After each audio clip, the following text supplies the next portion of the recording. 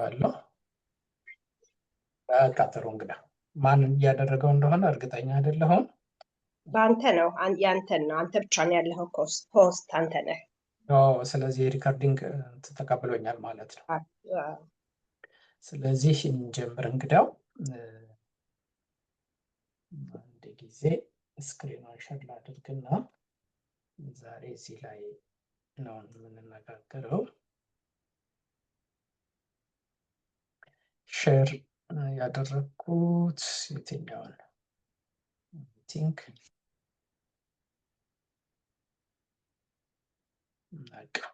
አሁን ይመጣል። ይታያል አሁን አሁን ይታያል።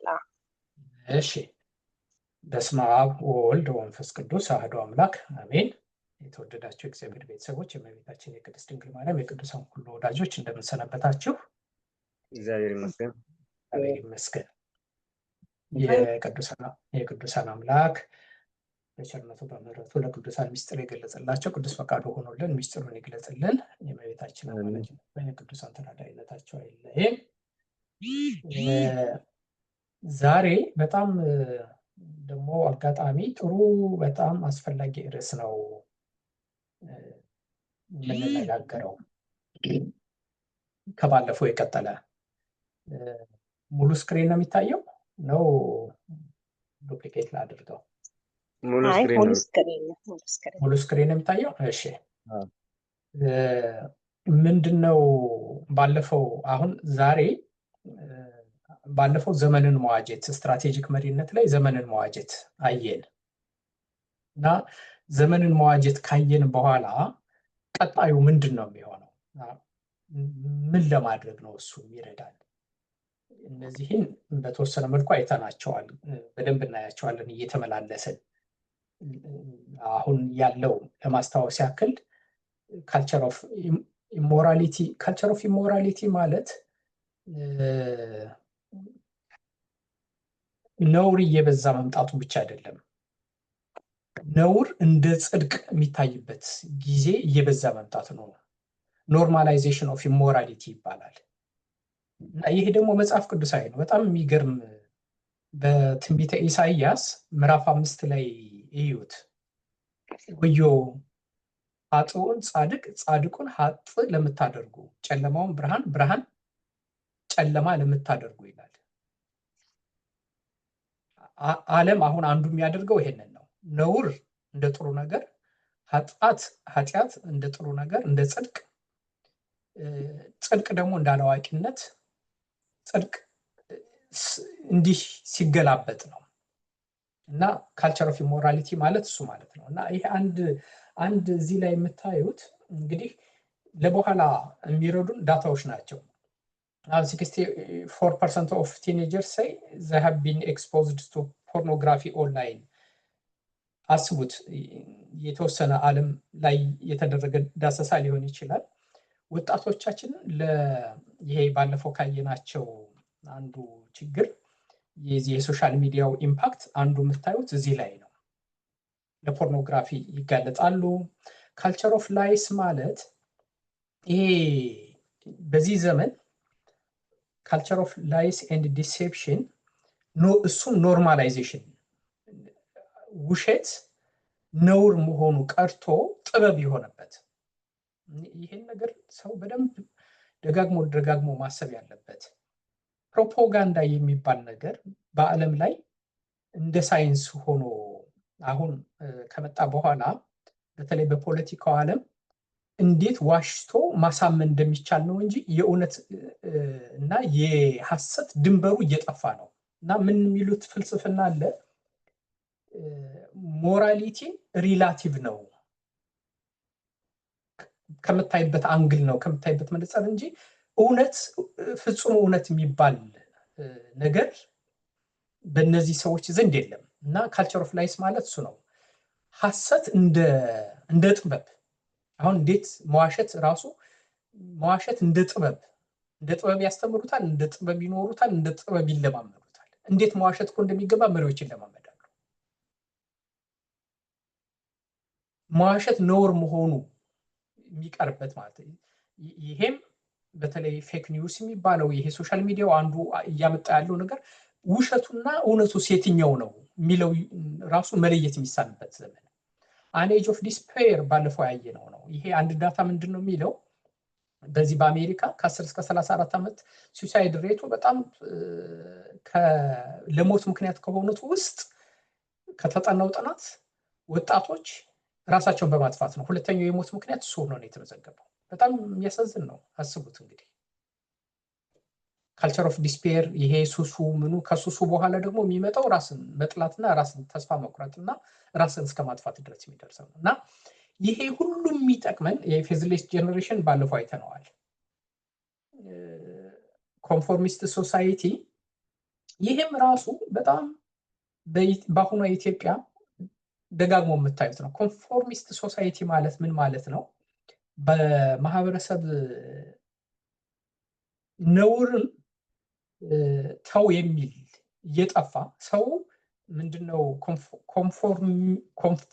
ኮንፎርሚቲ ማለት ተመሳስሎ ለመኖር ከሰው ጋር አብሮ ለመኖር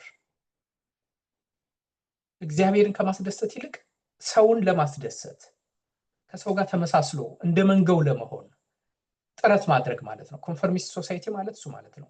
በኢትዮጵያ በአሁኑ ኢትዮጵያ ደግሞ አደርባይነት በዚህ ልክ ነበር እንዴ በታሪክ ውስጥ ተብሎ አሁን አንድ ጥያቄ ቢጠየቅ ራሱ ትልቅ ጥናት የሚሆን ነው። ሰው አደርባይ እንደዚህ በዚህ ልክ ይሆናል እንዴ? እንዴት ነውር የሚል ጠፋ? ይሄ አካሄድ ያጠፋናል። እንደዚህ አይነት ነገር ኦርቶዶክስ ሲጠቃ ሙስሊሙ እንዴት መቆም አቃተው? ኦርቶዶክሳውያን ሲሳደዱ እንዴት ፕሮቴስታንት መቆም አቃተው? እንዴት ይሄ ነገር ነውር ነው ማለት? የሀገር ሽማግሌዎች እንዴት ይሄ ነገር ነውር ነው ማለት? ኮንፎርሚስት ሶሳይቲ ማለት እሱ ማለት ነው። ሁሉም ነገር በመንጋ ሲሆን ነው።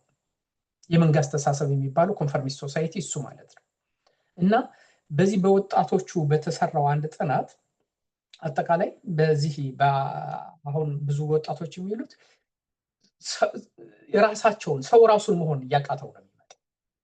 በተቋማት ደረጃም በቤተክርስቲያንም በማህበረሰብም አንዱ እየታየ ያለው ካልቸር እንደዚህ ነው። ላቭለስ ወርልድ እንዲህ እያልን ነበር ያየነው። የዚህ ሁሉ ውጤቱ ምንድነው ነው? ካልቸር ኦፍ ኮራፕሽን አለ። ይሄ የመባዘን ዘመን ነው። ዝም ብሎ ሁሉም ሰው አሁን ብትጠይቁት ሁሉም ሰው ቢዚ ነው፣ ይሮጣል፣ ይባዝናል። አሁን በአሁኗ ኢትዮጵያና የዛሬ 10 ዓመት ብታዩት ሰው ለመንፈሳዊ ጊዜ በባዘነው ቁጥር ለመንፈሳዊ የሚሰጠው ጊዜ የለም፣ ቀልብ የለውም። ራሱ ከእግዚአብሔር ጋር የሚጸልይበትም ጊዜ ሁሉ እያጣ ነው የሚመጣው። አሁን ይሄ ምዕራቡ ዓለም እንደሱ እያለ ነው ከእግዚአብሔር የራቀ። ሄሪዴጅ ማለት እሱ ማለት ነው። ይሄ ሁሉ ታዲያ ምንድን ነው የሚያመጣው ነው? አሁን የዚህ ሁሉ ውጤት ዓለምን መቼም መዳሰስ በራሱ ይሄንን ስዕል እንኳን ራሱ መተንተን ባለፈው እንዳልነው በጣም ራሱ አንድ መጽሐፍ የሚሆን ነው። እነዚህን በሙሉ ብናያቸው በየራሳቸው አንድ መጽሐፍ የሚሆኑ ናቸው። ዓለምን መዋጀት ታዲያ የዚህ ሁሉ ውጤቱ ምንድነው ከተባለ ስትራቴጂክ ፕላኒንግ ነው። ወደ አክሽን ይሄዳል። ይሄን ሁሉ ከተረዳ አንድ ሰው መሪ ዕቅድ ያዘጋጃል ማለት ነው። የመሪ ዕቅድ የመጀመሪያው ስትራቴጂክ ፕላኒንግ በሚሰራበት ጊዜ ውስጣዊና ውጫዊ ዳሰሳ ነው የሚያደርገው።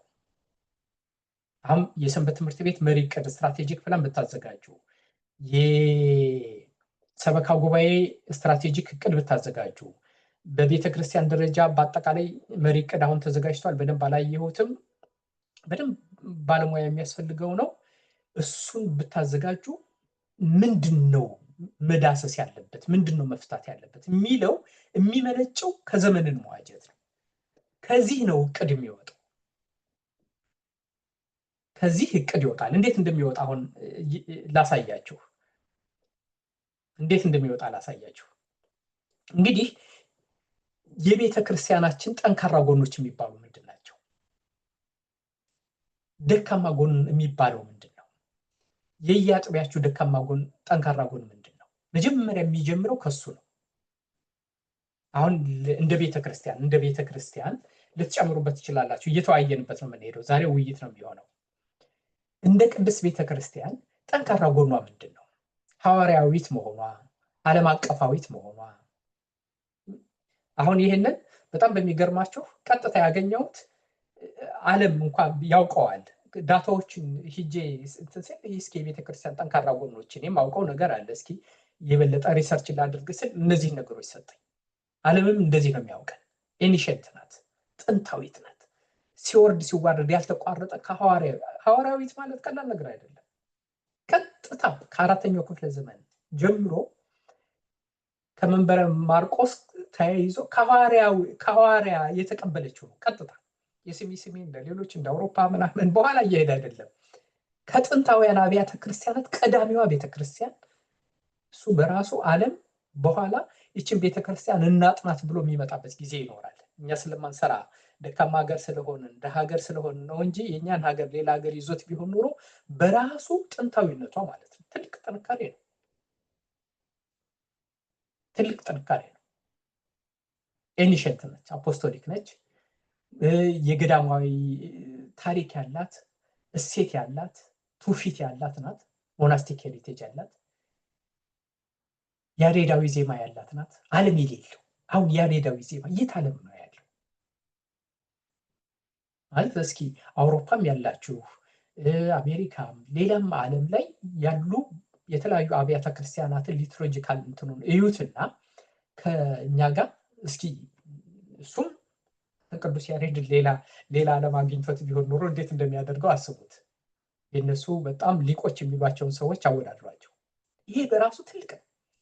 የአጽዋማቱ፣ ያኗኗሩ፣ ክርስቶስን በሕይወት የመኖሩ፣ የማህበረሰቡ አሁን ይሄ ቀላል ይመስላል። ስትሮንግ ኮሚኒቲ ኮሄዥን ኤንድ ሎያሊቲው በብዙ አፍሪካ ሀገሮች የተወሰኑ አፍሪካ ሀገሮችን አይቻለሁ፣ የማየት እድል ነበረኝ እና አንዱ ጎሳ ከሌላው ጎሳ ጋር ቤተክርስቲያን አብረው ማይሄዱበታል። በብሔረሰብ በቋንቋ ተለያይቶ ነው ቤተክርስቲያን። እዚህ ምዕራቡ ዓለም ጥቁርና ነጭ አብሮ አይሄድም። አሁንም ድረስ በአብዛኛው ነው ማወራላችሁ። አሁንም ድረስ የጥቁር ቤተክርስቲያን የሚባላል፣ የነጭ ቤተክርስቲያን አለ። የኛ ከጫፍ ጫፍ ከሰሜን እስከ ምዕራብ ከደቡብ እንደውም ኢትዮጵያን ኢትዮጵያ ያሰኘቻት አንዷ የኢትዮጵያ ቤተክርስቲያን ናት። ስትሮንግ ኮሚኒቲ ኮሄዥን ማለት እሱ ማለት ነው። ሃይራርኪያል ሊደርሽፕ አላት። ይህም ዓለም የሚቀናበት ነው። በአንድ ፓትሪያርክ፣ በአንድ ቅዱስ ሲኖዶስ፣ በአንድ ቅዱስ ሲኖዶስ የምትመራ አንድ ፓትሪያርክ ያላት ከላይኛው ከቅዱስ ሲኖዶስ ጀምሮ እስከ አጥቢያ ቤተክርስቲያን መዋቅሯ የተደራጀ። አሁን ይህንን ነው ሊያፈርሱብን እየጣሩ ያሉት። በተወሰነ መልኩ እየፈረሰ ነው። አሁን ውጭ ሀገር እንደው በትክክል እንነጋገር ከተባለ ትልቁ አንዱ እንደ ድክመት በኋላ ልናነሳው የምንችለው ሃይራርኪያል ሊደርሽፑን ነው። በተወሰነ መልኩ ያለ ይመስላል። ግን እኔ አሁን አሜሪካ ላይ በማውቀው አሉ አገረ ስብከቶች አሉ፣ ግን በትክክል ፋንክሽን እያደረገ አይደለም። እንደ ኢትዮጵያ የሚያስቀና ነው። ሃይራርኪያል ሊደርሽፕ ስቴቢሊቲን የሚሰጣት ቤተክርስቲያንን ወጥ እንድትሆን የሚያደርጋት። ወጥ አሰራር የሚመጣው ከዛ ነው። አንድነት የሚመጣው ከዛ ነው። መተባበር የሚመጣው ከዛ ነው። ችግሮች አሉ፣ ያስተዳድር በኋላ እናያቸዋለን። ግን በራሱ ሀብት ነው። የኢትዮጵያን ካልቸር ይሄ ካስተዲያን ኦፍ ኢትዮጵያን ካልቸራል ሞራል ጋር ሄሪቴጅ ማለት ኢትዮጵያ ሀገር ናት የሚባለው በዚህ ምክንያት ነው። የቋንቋን ያስገኘች ነች፣ ትምህርትን ያስገኘች ነች፣ ፍትህን የሰራች ነች፣ ሆስፒታልን መድኃኒትን ያስተዋወቀች ነች፣ ስነ ህንፃን ያስተዋወቀች፣ ስነ ስዕልን ያስተዋወቀች ነች። ከቤተ ክርስቲያን ያልተገኘ ምን አለ? ይህ በራሱ አንድ ትልቅ ሀብት ነው። ይህንን ነው አሁን እንዴት መጠበቅ የሚገባው። ሪች ሌጋሲ አላት። ይሄ የአብነት ትምህርት ቤትን እኮ በዓለም ላይ እኮ በራሱ ትልቅ ሞዴል ነው። አሁን በዘመኑ እንደ ዘመኑን የዋጀ እንዲሆን እንዴት ማድረግ ይቻላል ነው እንጂ እኮ በራሱ ስኮላርሽፕ ሰጥቶ ራሱ እኮ በዚህ ላይ አሁን እንደው በእንግሊዝኛ መጽሐፍ ቢጻፍና ለዓለም ቢተዋወቅ እኮ ዓለም ጉድ የሚልበት እኮ ነው። የኤጁኬሽን ሲስተሙ ሴንትራል ሃይራርኪ ሳይኖረው ዲሴንትራላይዝድ ሆኖ ገጠሩ ከእያንዳንዱ ቆራሽ ለአብነት ተማሪዎቹ አብልቶ ተንከባክቦ፣ ይሄ በራሱ ትልቅ ሌጋሲ ነው። ደግሞ ዘመናቱን አስቡት ስንት ዘመን እንዳስቆጠረ። ይሄ ሁሉ ጠንካራ ጎኗ ነው። አሁን ስትራቴጂክ እቅድ አሁን እዚህ ላይ ላቆም መጀመሪያ ላይ ነው ሁሉንም ሊሄድበት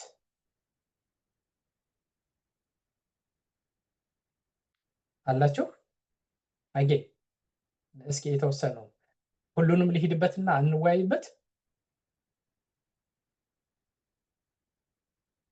ካሎ ይሰማል አንድ ሰው ይሰማል ጥሩ ነው በዛ አለቀውና ቆንጆ ነው ከጨረስኩ በኋላ ሀሳብ መስጠት ይችላል።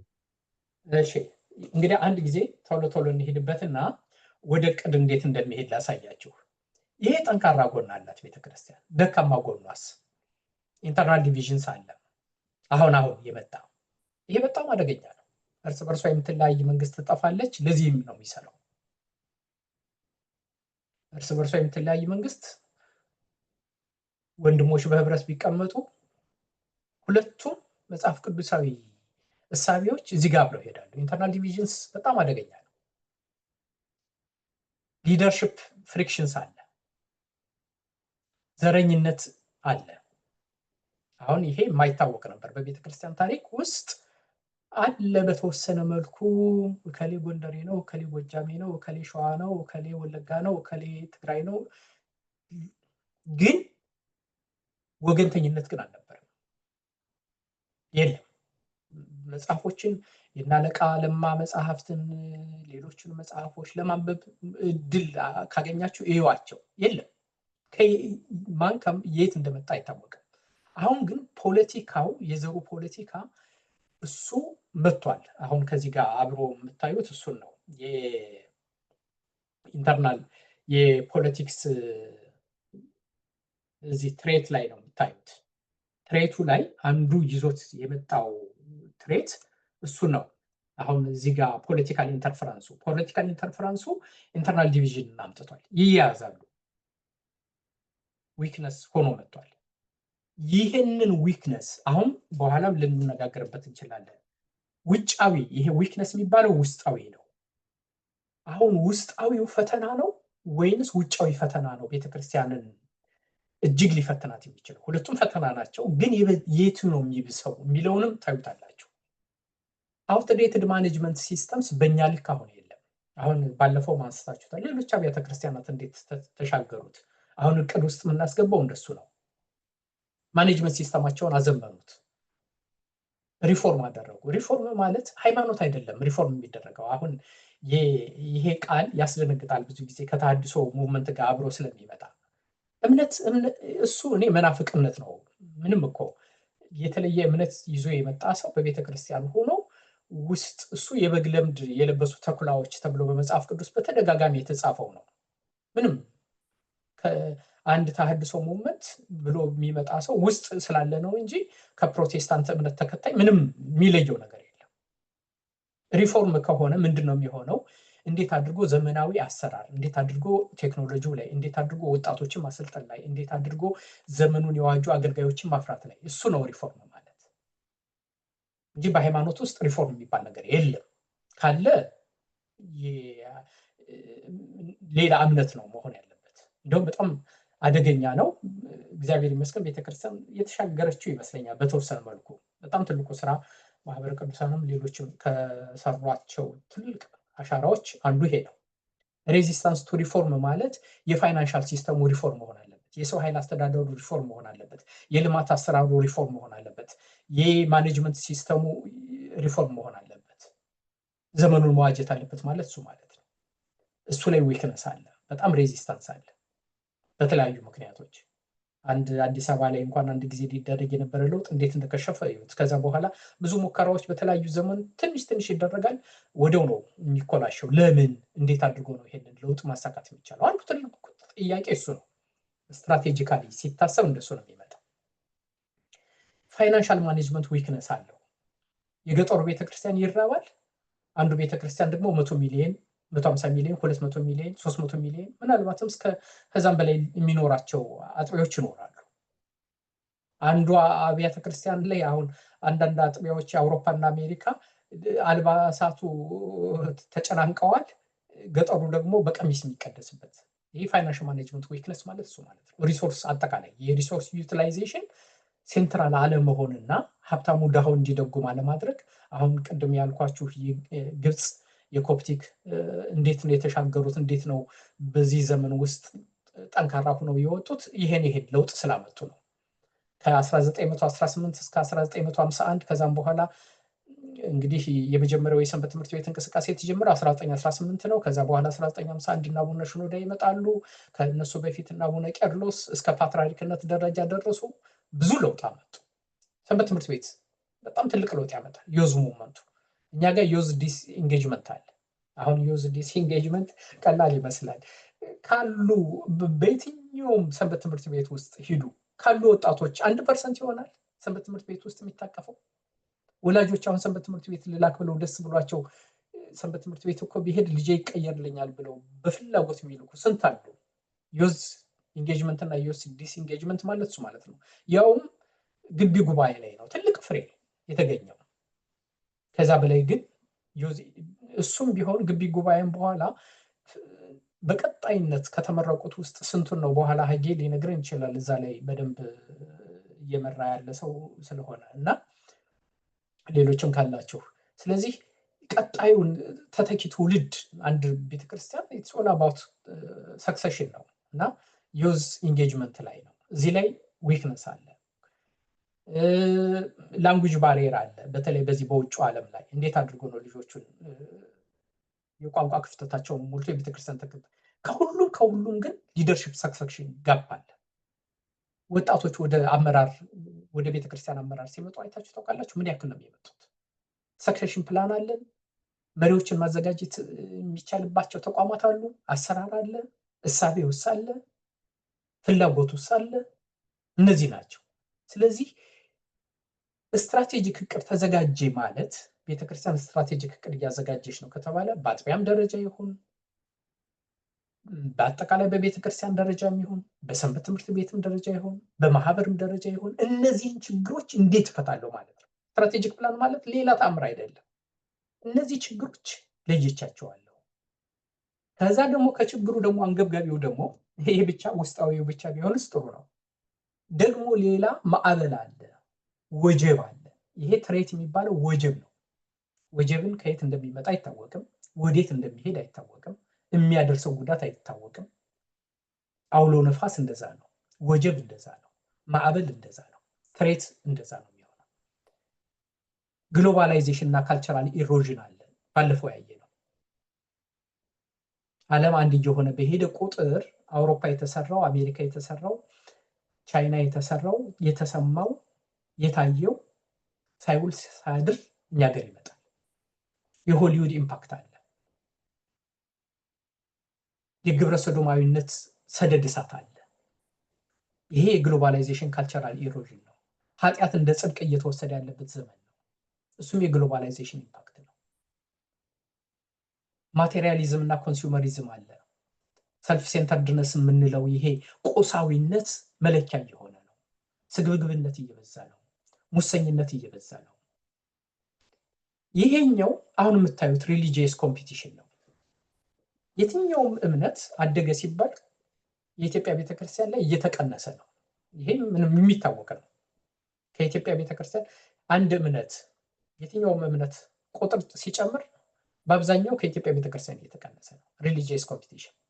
ከሱ የሚከፋው ደግሞ አሁን የምታዩትን ነው። በአሩሲ በምን ያለው ግድያ ያለው ማሳደድ ሪሊጂየስ ኮምፒቲሽን ነው። ከእስልምና የሚመጣለ፣ ከፕሮቴስታንት የሚመጣለ፣ ከውጭ ዓለም የሚመጣለ፣ ኦርቶዶክሳዊን ከመጠላት የሚመጣለ ብዙ። ይሄንን በደንብ አድርጎ መፈተሽ ያስፈልጋል። ትሬት ነው። እንዴት ነው የሚመጣው? አደጋው የሚያደርሰው ጉዳት ምንድን ነው? እንዴት አድርጎ ነው መከላከል የሚቻለው? ስትራቴጂክ እቅድ ማለት እንዴት አድርጎ ነው ይህንን ደካማ ጎን መቀነስ የሚቻለው? እንዴት አድርጎ ነው ትሬት መቀነስ የሚቻለው? ሶስት ነገር ነው ስትራቴጂክ እቅድ የሚመልሰው። አንደኛ ደካማ ጎናችን፣ ጠንካራ ጎናችን ተጠቅመን እንዴት መቀነስ እንችላለን? አንድ ጥያቄ።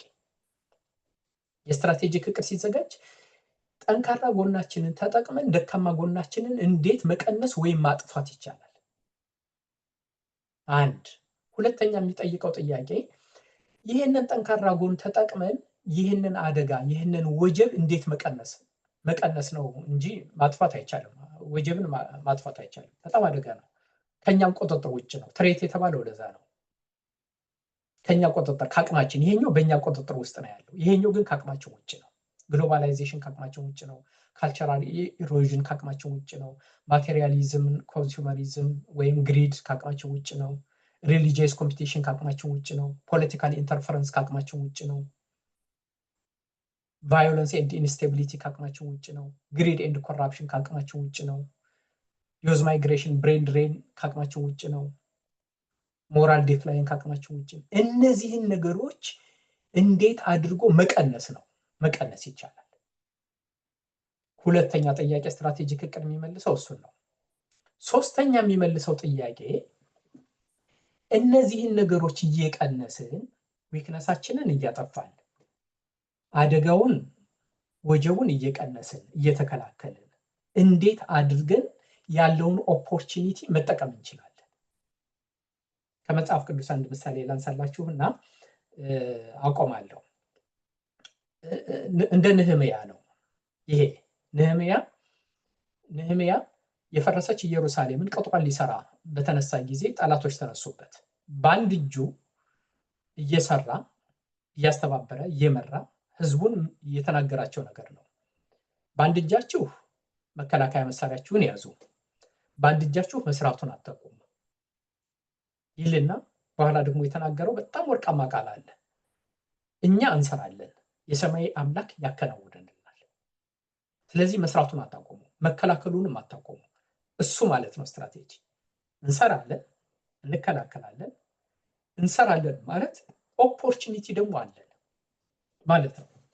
የዛሬ 20 ዓመት ቤተክርስቲያን ሚዲያ አልነበራትም፣ ቴሌቪዥን አልነበራትም። አሁን ቴሌቪዥን አላት። ማህበረ ቅዱሳን ቴሌቪዥን አለው። ሌሎች የሶሻል ሚዲያ አሉ። ቤተክርስቲያን የዛሬ 15 ዓመት የዛሬ 20 ዓመት ያልነበራት የዳያስፖራ ኮሚኒቲ አሁን አላት።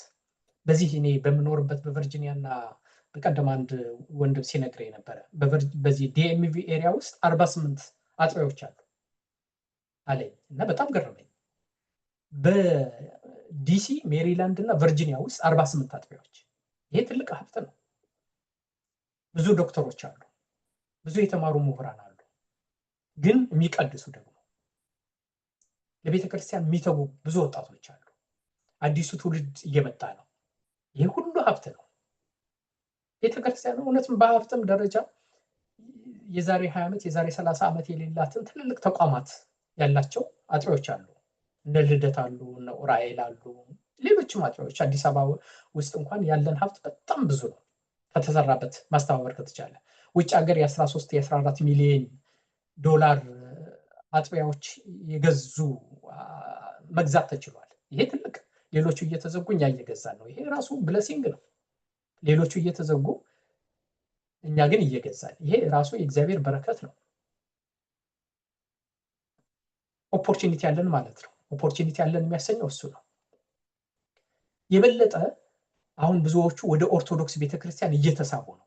እዚህ በምዕራቡ ዓለም እዚህ በተለይ ኦርቶዶክስ ፕሬዘንስ ያላቸው ራሻዎች ናቸው። እዚህ አሜሪካ ውስጥ ብዙ ሰው አይ ይሄ ኦርቶዶክስ የሚባል በጣም ቀጥተኛ ነው፣ እውነትም ትውፊታቸውን፣ ታሪካቸውን፣ እምነታቸውን ጠብቀው የሚኖሩ ናቸው እና ወደሱ መሳብ አለብን የሚሉ ሰዎች በተደጋጋሚ ይሰማሉ። በተደጋጋሚ ሲሄዱ ታያላችሁ። እውነትም ስለሆነ ማለት ነው።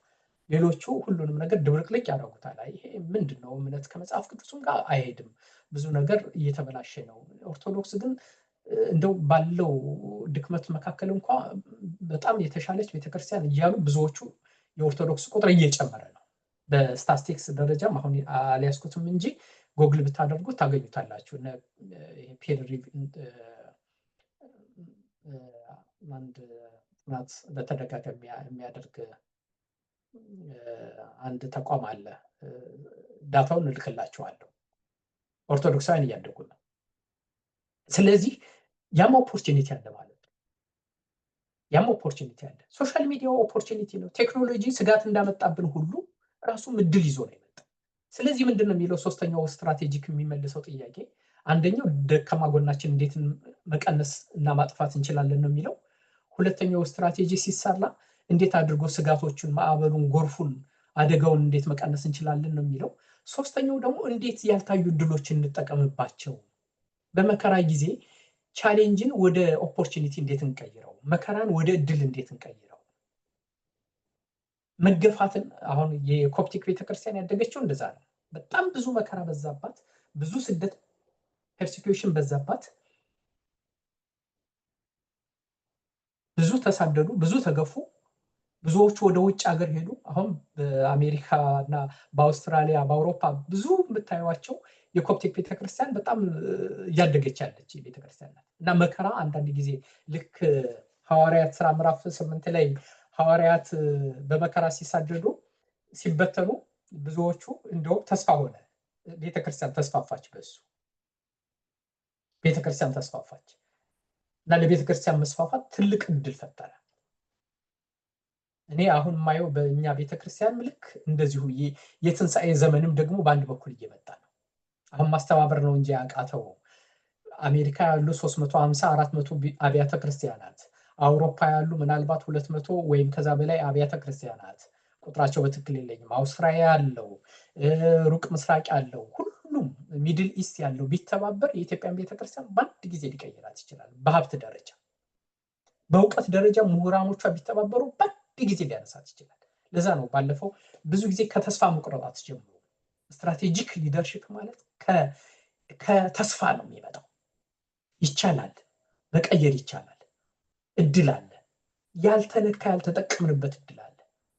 ወርቅ በእሳት ውስጥ ሲገባ ነው ወርቅነቱ የሚፈተነው። እና እግዚአብሔር ይህንን እንደ መቀየሪያ ጊዜ፣ እንደ እውነተኛ ክርስቲያኖች የሚወጡበት ጊዜ፣ ለዓለም የምናበራበት ጊዜ፣ ለትውልድ የምንተርፍበት ጊዜ ሊያደርገን ይሆናል ብሎ ስንቅ መሰነቅ ነው። ይቻላል። የፈረሰች ኢየሩሳሌም የፈረሰው ቅጥሯ ነህምያን ካገኘች ትሰራለች ብሎ የማመን ጉዳይ ነው። ስለዚህ ስትራቴጂክ እቅድ 3 ነገሮችን የሚመልሰው ደካማ ጎናዎቻችን እንዴት እናጠፋለን በተቻለ መጠን፣ ወይም ካልተቻለ እንዴት በተቻለ መጠን እንቀንሳለን፣ አደጋውን ይሄ ትሬት የሚባለውን ደግሞ እንዴት አድርገን እንቀለብሳለን፣ ባይቻልም እንኳን እንዴት አድርገን እንከላከላለን፣ እንቀንሳለን። ሶስተኛው ግን ትልቁ ነገር ያልተጠቀምንበትን እድል እንዴት እንጠቀምበት። እንደ ግለሰብም ስታዩ ጠንካራ ጎን ምንድን ነው ያልተጠቀምኩበት፣ አሁን ይህን ጠንካራ ጎን ብጠቀምበት የት ደርስ ነበር የማለት ጉዳይ ነው። አንድ ሰው እንዲያው ምንድነው የሚባለው በግለሰብ ደረጃ ደካማ ጎኑ ላይ ከመድከም ይልቅ ጠንካራ ጎኑን መጠቀም ነው ትልቁ። ጠንካራ ጎኔ እግዚአብሔር የሰጠኝ መክሊት ያልተጠቀምኩበት ብጠቀምበት እኮ አሁን ይሄ ሁሉ ወጣት ቢንቀሳቀስ። በእኛ በዓለም ላይ የኢትዮጵያ ኦርቶዶክስ ተዋሕዶ ቤተክርስቲያናት የሰንበት ተማሪዎች መዋቅር ያክል በዓለም ላይ ያለ አይመስለኝም፣ የለም። ምክንያቱም አንደኛ ቁጥረኛ ነን በኦርቶዶክስ ብዛት፣ ከህዝቡ ብዛት የተነሳ ምናልባት እኛ ወይም ራሻ ነው የሚሆነው። ይህ ሁሉ የሰንበት ተማሪ ትምህርት ቤት መዋቅር በአንድ ላይ ቢሰራ ምን ያክል ተአምር ሊሰራበት እንደሚችል አስቡ። እና በግለሰብም ደረጃ እንዴት አድርጌ ጠንካራ ጎኔ ላይ ይሰራለሁ፣ እንዲሁ ምን እድል አለ ያልተጠቀምኩበት እድሌን ከማማረር ሁልጊዜ ጨለማውን ከማየት እንዴት አድርጌ ያልተጠቀምኩበትን እድል ልጠቀምበት ብሎ የመጨነቅ የመስራት ጉዳይ ነው።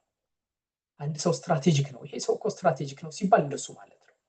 እና በግለሰብም ደረጃ ይሰራል ማለት ነው፣ በተቋም ደረጃ ብቻ አይደለም። አሁን እዚህ ላይ ቆም ላድርግና ምንድነው ብንወያይበት ጥሩ ነው ብዬ የማስበው፣ እስኪ እንደው 10 እቅዶችን እናውጣ ብንል፣ እነዚህን ጠንካራ ጎኖች፣ ደካማ ጎኖችና አደጋዎችን አድርገን ቤተክርስቲያን እስኪ 10 እቅድ ታውጣ፣ 10 ነገር ላይ ትኩረት ታደርግ። ምክንያቱም የመጽሐፍ ቅዱስ አንድ ሌላ ባለፈው እንዳልነው አንድ ሌላ መርህ አለ።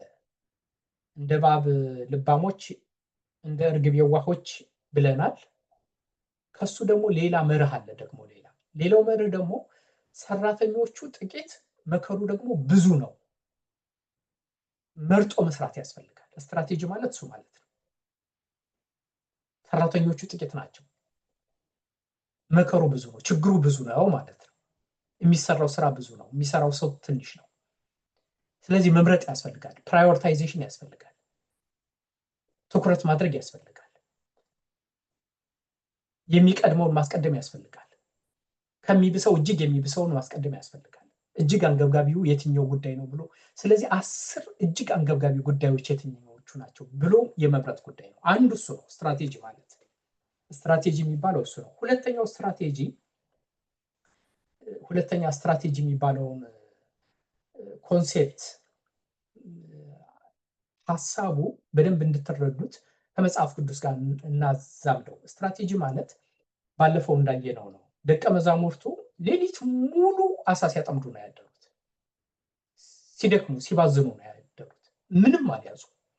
መረቡ ያው፣ ባህሩ ያው። ጌታ በመጣ ጊዜ ምንም አልያዙ። አይ ባህር ቀይሮ አላላቸው። መረቡን ቀይሮ አላላቸው። አጠማመዳቸውን አስተካክሉት አላላቸው። ያላቸው ምንድን ነው? እስኪ አንድ ሰው ይንገረኝ። አንድ ሰው እየጠበቅኩኝ። በቀኝ ጣሉት። ሀብታሙ በቀኝ ጣሉት። በቀኝ ጣሉት ምን ማለት ነው? ሀብትሽ በቀኝ ጣሉት ምንድን ነው? አስተሳሰባችሁን ቀይራችሁ ይመስለኛል። ያው በንጹህ ልክ ነህ። አስተሳሰቡን ቀይሩት ነው። ስትራቴጂ ይኖራችሁ ማለት ነው። ፍሬ በማያፈራ ጎዳና ላይ ነው ያላችሁት። ዝም ብላችሁ ነው ቢዚ ነኝ የምትሉት። ዝም ብላችሁ ነው እየባዘናችሁ ያለው። በቀኝ ጣሉት። እስራኤል ከግብፅ ካወጣቸው በኋላ ስንት ዓመት ነው የፈጀባቸው? ሁለተኛ ምሳሌ እንዲሆነ እሱን ላንሳው። ስንት ዓመት ነው የፈጀባቸው? አስቻለው 40 ዓመት። ለምንድን ነው 40 ዓመት የፈጀባቸው አስቻለው? ባለማመናቸው ነው፣ በማጉረምረማቸው። ግን ምን ሆነ? ምን አደረገባቸው? መንገዱን የ40 ቀኑ መንገድ 40 ዓመት አደረገባቸው። ልክ ነህ። እግዚአብሔር ይስጥልኝ። ዘጸአት ምዕራፍ 13 ላይ አለ። እሱን እዩት። እግዚአብሔርም በሌላ መንገድ መራቸው ይላል። አለው ቴዎሎጂካል አስፔክት አለው። አሁን ወደዛ አልገባም አይደል? ገና ሸፕ መሆን ነበረባቸው። ገና የግብፁን አስተሳሰብ መተው ነበረባቸው። ቀድመው እንዳለ በ40 ቀን ሊገቡ አይሆኑም። እንደዛም ሆኖ እንኳን አልሆኑም። ከወጣው ትውልድ እንደውም ጥቂቶቹ ብቻ ናቸው ወደ ግብፅ ወደ ተስፋይቱ ምድር እንዲገቡ የተደረገው እና አይሆንም ነበረ። ሌላው ግን አሁንም እሱ ስለ ስትራቴጂ ነው የሚያሳየን። መንገድ መምረጥ ማለት ነው ስትራቴጂ ማለት። በየትኛው መንገድ ብንሄድ ነው የሚያዋጣ? ስትራቴጂ ማለት እሱ ማለት ነው። በየትኛው መንገድ፣ ቀኙ የትኛው ነው? ቀኙን ነው አሁን ፈልገን ማግኘት ያቃተን። ስትራቴጂ አለን። ሰንበት ትምህርት ቤት አሁን ቁጭ ብለው የሚነጋገሩት ምን ብንሰራ፣ ምን ላይ ትኩረት እናድርግ? አንድ ሁለተኛ፣ በየትኛው መንገድ፣ ቀኙ የትኛው ነው? 40 ቀን የሚያደርሰው 40 ዓመት የማያስጉዘን 40 ቀን የሚያደርሰን መንገድ የትኛው ነው? አንዳንዱ መንገድ ፈጥኖ ያደርሳል። አንዳንዱ መንገድ እንቅፋት ይበዛበታል። አንዳንዱ መንገድ ፈጥኖ ያደርሳል። አንዳንዱ መንገድ ደግሞ ጠላት ይበዛበታል። ስለዚህ ጠላት የማይበዛበት፣ እሾህ የማይበዛበት፣ እንቅፋት የማይበዛበት፣ ጠመዝማዛ ያልሆነ አቋራጩ መንገድ ፈጥኖ የሚያደርሰው የ40 ቀን መንገድ የትኛው ነው? ስትራቴጂ ማለት እሱ ማለት ነው። ሶስተኛ ምሳሌ ልስጣችሁ እና እሱ ላይ እናንተ ነው የምትመልሱልኝ። ቅዱስ ዳዊት ጎልያድን ያሸነፈው በምን ምክንያት ነው? በእምነቱ ነው።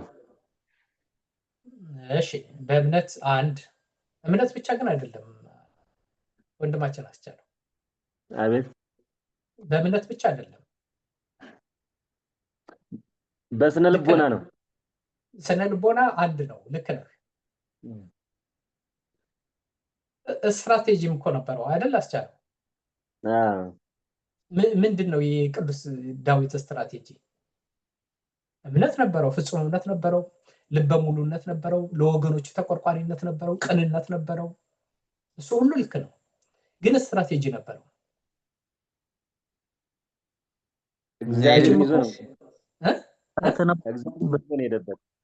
ሀብታሙ ምን አልከኝ? ብልሃት ነበረው። እሱ ጦርና ጦር ይዤ እመጣለሁ ሲለው እሱ በእግዚአብሔር ኃይል ብሎ 5 ጠጠር እንትን ብሎ አስወነጨፈ እግዚአብሔርን ኃይል አጋዥነት አድርጎ እና ያኛው ብዙ ጦር ታጥቆ ነበረ። እችኛዋን እሺ ግን ብቻ ጣለው። እግዚአብሔር ይስጥልኝ እንዳልክ። እሺ እሺ እግዚአብሔር ይስጥልኝ። የዳዊት ስትራቴጂ ነው፣ ልክ ነው። ያ ማለት ልምድ ነበረው ከዚህ በፊት የያዘው ማለት ከተኩላ ጋር ምን ማድረግ እንደሚችል እና አቅሙን ስላወቀ የእሱን ክፍተት ደግሞ ምን ማድረግ አለብኝ የሚለው በመለየት የእሱን ስስ ጎን እና የእሱን ጠንካራ ጎን በማገናኘት ይመስለኛል። እንግዲህ እግዚአብሔር ይስጥህ። በቃ እንዳልክ የፈለኳትን ነገር አመጣህልኝ። ይሄ ነው ስትራቴጂ ማለት። ስትራቴጂ ማለት በተቋምም ደረጃ በግል ስትሰሩ፣ በቤተሰብም ስትሰሩ፣ በተቋምም ደረጃ የስትራቴጂ ኮንሴፕት ዴቪድ ኤንድ ጎልያድ የሚል መጽሐፍ በዚህ ተጽፎበታል። እናንተ አሁን አታገኙት ይሆናል። እዚህ እንትን ላይ አለ፣ መጽሐፍ ቤት አለ፣ ባርነስ ኤንድ ኖብል የሚባል እና ዴቪድ ኤንድ ጎልያድ የሚለው አሁን ኤግዛክትሊ እንዳልክ ያለው ነው። አቅሙን ያውቃል። አቅሙን በልኩ ተረድቷል። አልተኮፈሰም። ጎልያድ ግን ይኮፈሳል፣ ይኩራራል፣ ይንጠራራል፣ ይንቃል። ዳዊት ምን ቢያደርግ ጎልያድን እንደሚያሸንፈው ተረድቷል። እንዴት አድርጎ ነው የተረዳው? ጎልያድ ሙሉ በሙሉ በብረት የተሸፈነ ነው። ጃያንት ነው። በጣም ግዙፍ ነው። ግዙፍ መሆኑ ብቻ ሳይሆን በጣም ጀግና ነው፣ የታወቀ ነው። ለዛ ነው እስራኤላውያን ይሩዱት የነበረው። ከሱ ውጪ ግን ሰውነቱ በሙሉ በብረት ተሸፍኗል። አንድ ክፍተት ቦታ ነበረችው። የትኛዋ ናት ክፍተቱ ቦታ የነበረችው እንዳልክ? ግንባሩ ነው። ግንባሯ በቃ። ስለዚህ እንደ ዳዊት ጎልያድን የማሸነፍ ጥበብ ነው ስትራቴጂ ማለት። የቤተ ክርስቲያን ጠላቶች እንደ ጎልያድ ሊሆኑ ይችላሉ። አስፈሪ ሊሆኑ ይችላሉ። ብዙ ነገር ሊኖራቸው ይችላል። ስልጣኑ ሊኖራቸው ይችላሉ። ግን እንደ ዳዊት ያችን ክፍተት የት ላይ ነው? ያቺ ግንባር ያልተሸፈነችዋ ግንባር በጠጠር የምትወድቋ ግንባሩ የትኛው ናት የማለት ጉዳይ ነው። ቀኙ እሱ ነው። ቀኝ መምረጥ ማለት እሱ ማለት ነው። ስትራቴጂ እንደሱ ነው። እዚህ ላይ ላቆም። አሁን ወደ እናንተ ልሄድ። እኔ ብዙ ተናገርኩኝ። ዛሬ ውይይት እናደርገው። አሁን ቅድም እንዳልኩት 10 በቃ ቤተክርስቲያን 10 ጉዳዮች ላይ ብትሰራ፣ አሁን ስትራቴጂክ እቅድ እያዘጋጀን ነው። ከዛ በኋላ ያንን ወደ አጥቢያ እናመጣዋለን። ያንን ወደ ሰንበት ትምህርት ቤት እንወስደዋለን። ያንን ወደ ማህበራት እንወስደዋለን። እንደዛ እያለ ይመጣል። እነዚህን ጠንካራ ጎኖች፣ ደካማ ጎኖች ልጨምሩባቸው ትችላላችሁ። ትእዛዙ ከዚህ ውስጥ ያልጨመርከው አለ የምትሉኝ ጨምሩበት። አይ ትሬት እንዲሁም ከዚህኛው ይሄኛው አይበልጥም ወይ? አንድ ዊክነስ ይሄንንም አልጨመርከውም፣ እንጨምርበት፣ እናዳብረው። ከዛ በኋላ ሁለተኛው ምንድነው የሚሆነው? ቤተክርስቲያን 10 ጉዳዮች ላይ ትኩረት አድርጋ ቀኙን መርታ እንደ ዳዊት ክፍተቱን ግንባሩን ለይታ ብትሰራበት፣ እንደ ነህምያ እየተከላከለች ትሬቱን እየተከላከለች ብትሰራ፣ ኦፖርቹኒቲዎቹ ምን ላይ ናቸው? ምን ላይ ተስራ? ምን ላይ ትኩረት ይደረግ? መከሩ ብዙ ነው። ሰራተኞቹ ጥቂቶች ናቸው። መምረጥ ያስፈልጋል። ምን ላይ ይመረጥ? ይሄ ነው ስትራቴጂክ እቅድ ማለት። ወደ እናንተ ልሂድ። ግልጽ ሆኛለሁ?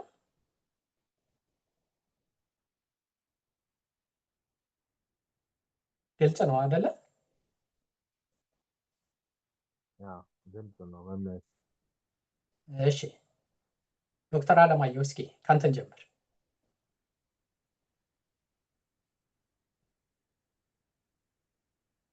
ዶክተር አለማየሁ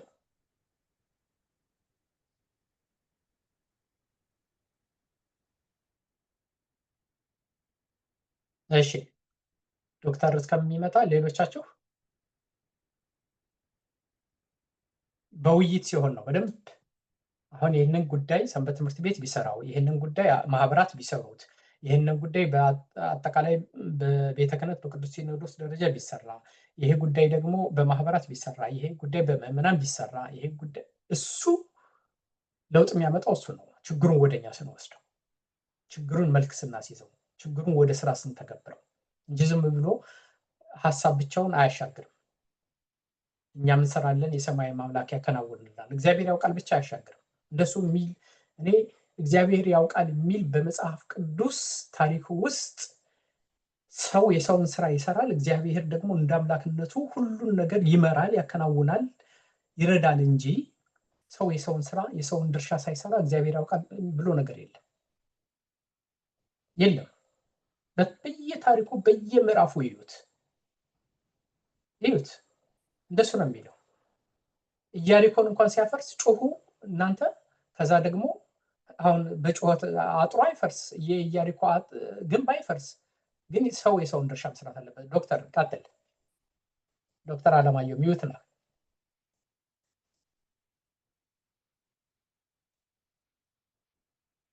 ዶክተር እየሰማነህ አይደለም ድምፅህ?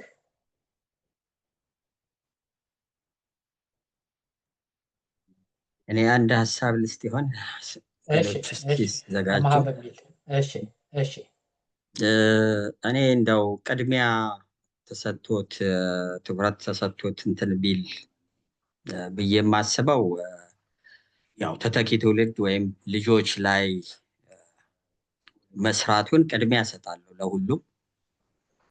ከዛ እነዚህን ልጆች በምናስተምርበት ጊዜ ለማስተማር የሚያስፈልጉ ነገሮችን ደግሞ የሚሰሩ ሌሎች ነገሮች ይመጣሉ እና ደረጃ በደረጃ እንደዚህ ሲሆን እነዚህ ልጆች አሁን የምናያቸውን በቤተክርስቲያናችን የምናያቸውን ችግሮች በሙሉ ተጋፍተን አንችላቸውም። እነዚህ ልጆች ግን እያደረስን ያበቃን በሄድን ቁጥር ይሄ ከላይ ያለው እንትን ብቻውን እየቀረ ልክ እንደ አንድ መንገድ እንስራ ወይ ህንፃ እንገንባ ብንል መሀል ላይ ትልቅ ቋጥኝ ካለ ያንን ቋጥኝ ነቅሎ ማንሳት ወይ በድማሚት መስበር እንዲህ የሚሉ ሀሳቦች ሊመጡ ይችላሉ። ግን ቀላሉ ነገር ስሩን ይዞ ያ ቋጥኙ ያለበትን ስሩን ከስር የቦረቦሩ ወደ ታች እንዲሰምጥ ማድረጉ ይበልጥ ከዛ ከላይ ያለው እሱ እየሰመጠ ይሄዳል፣ ሌላኛው ወደ ላይ እየወጣ ይሄድና መንገዱ ይስተካከላል ማለት ነው። ልክ በዛ እሳቤ ልጆቹ እያደጉ ሲሄዱ ኃላፊነቱን እየተረከቡ ለነሱ ቦታውን የሚለቃው እንትን ሲል ሌላው ይሄ አሁን የምናየው ችግር በሙሉ ይወገዳል፣ ይሄዳል።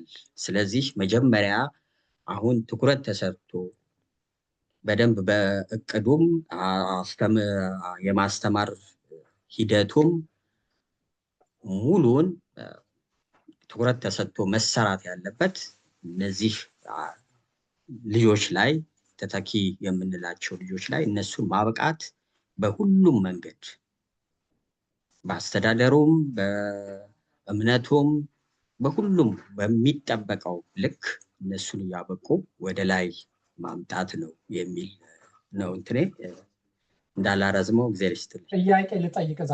አይ በጣም በጣም ጥሩ ሀሳብ ነው እንጂ አሁን ጥያቄ ግን የሚሆነው ወንድማችን አማ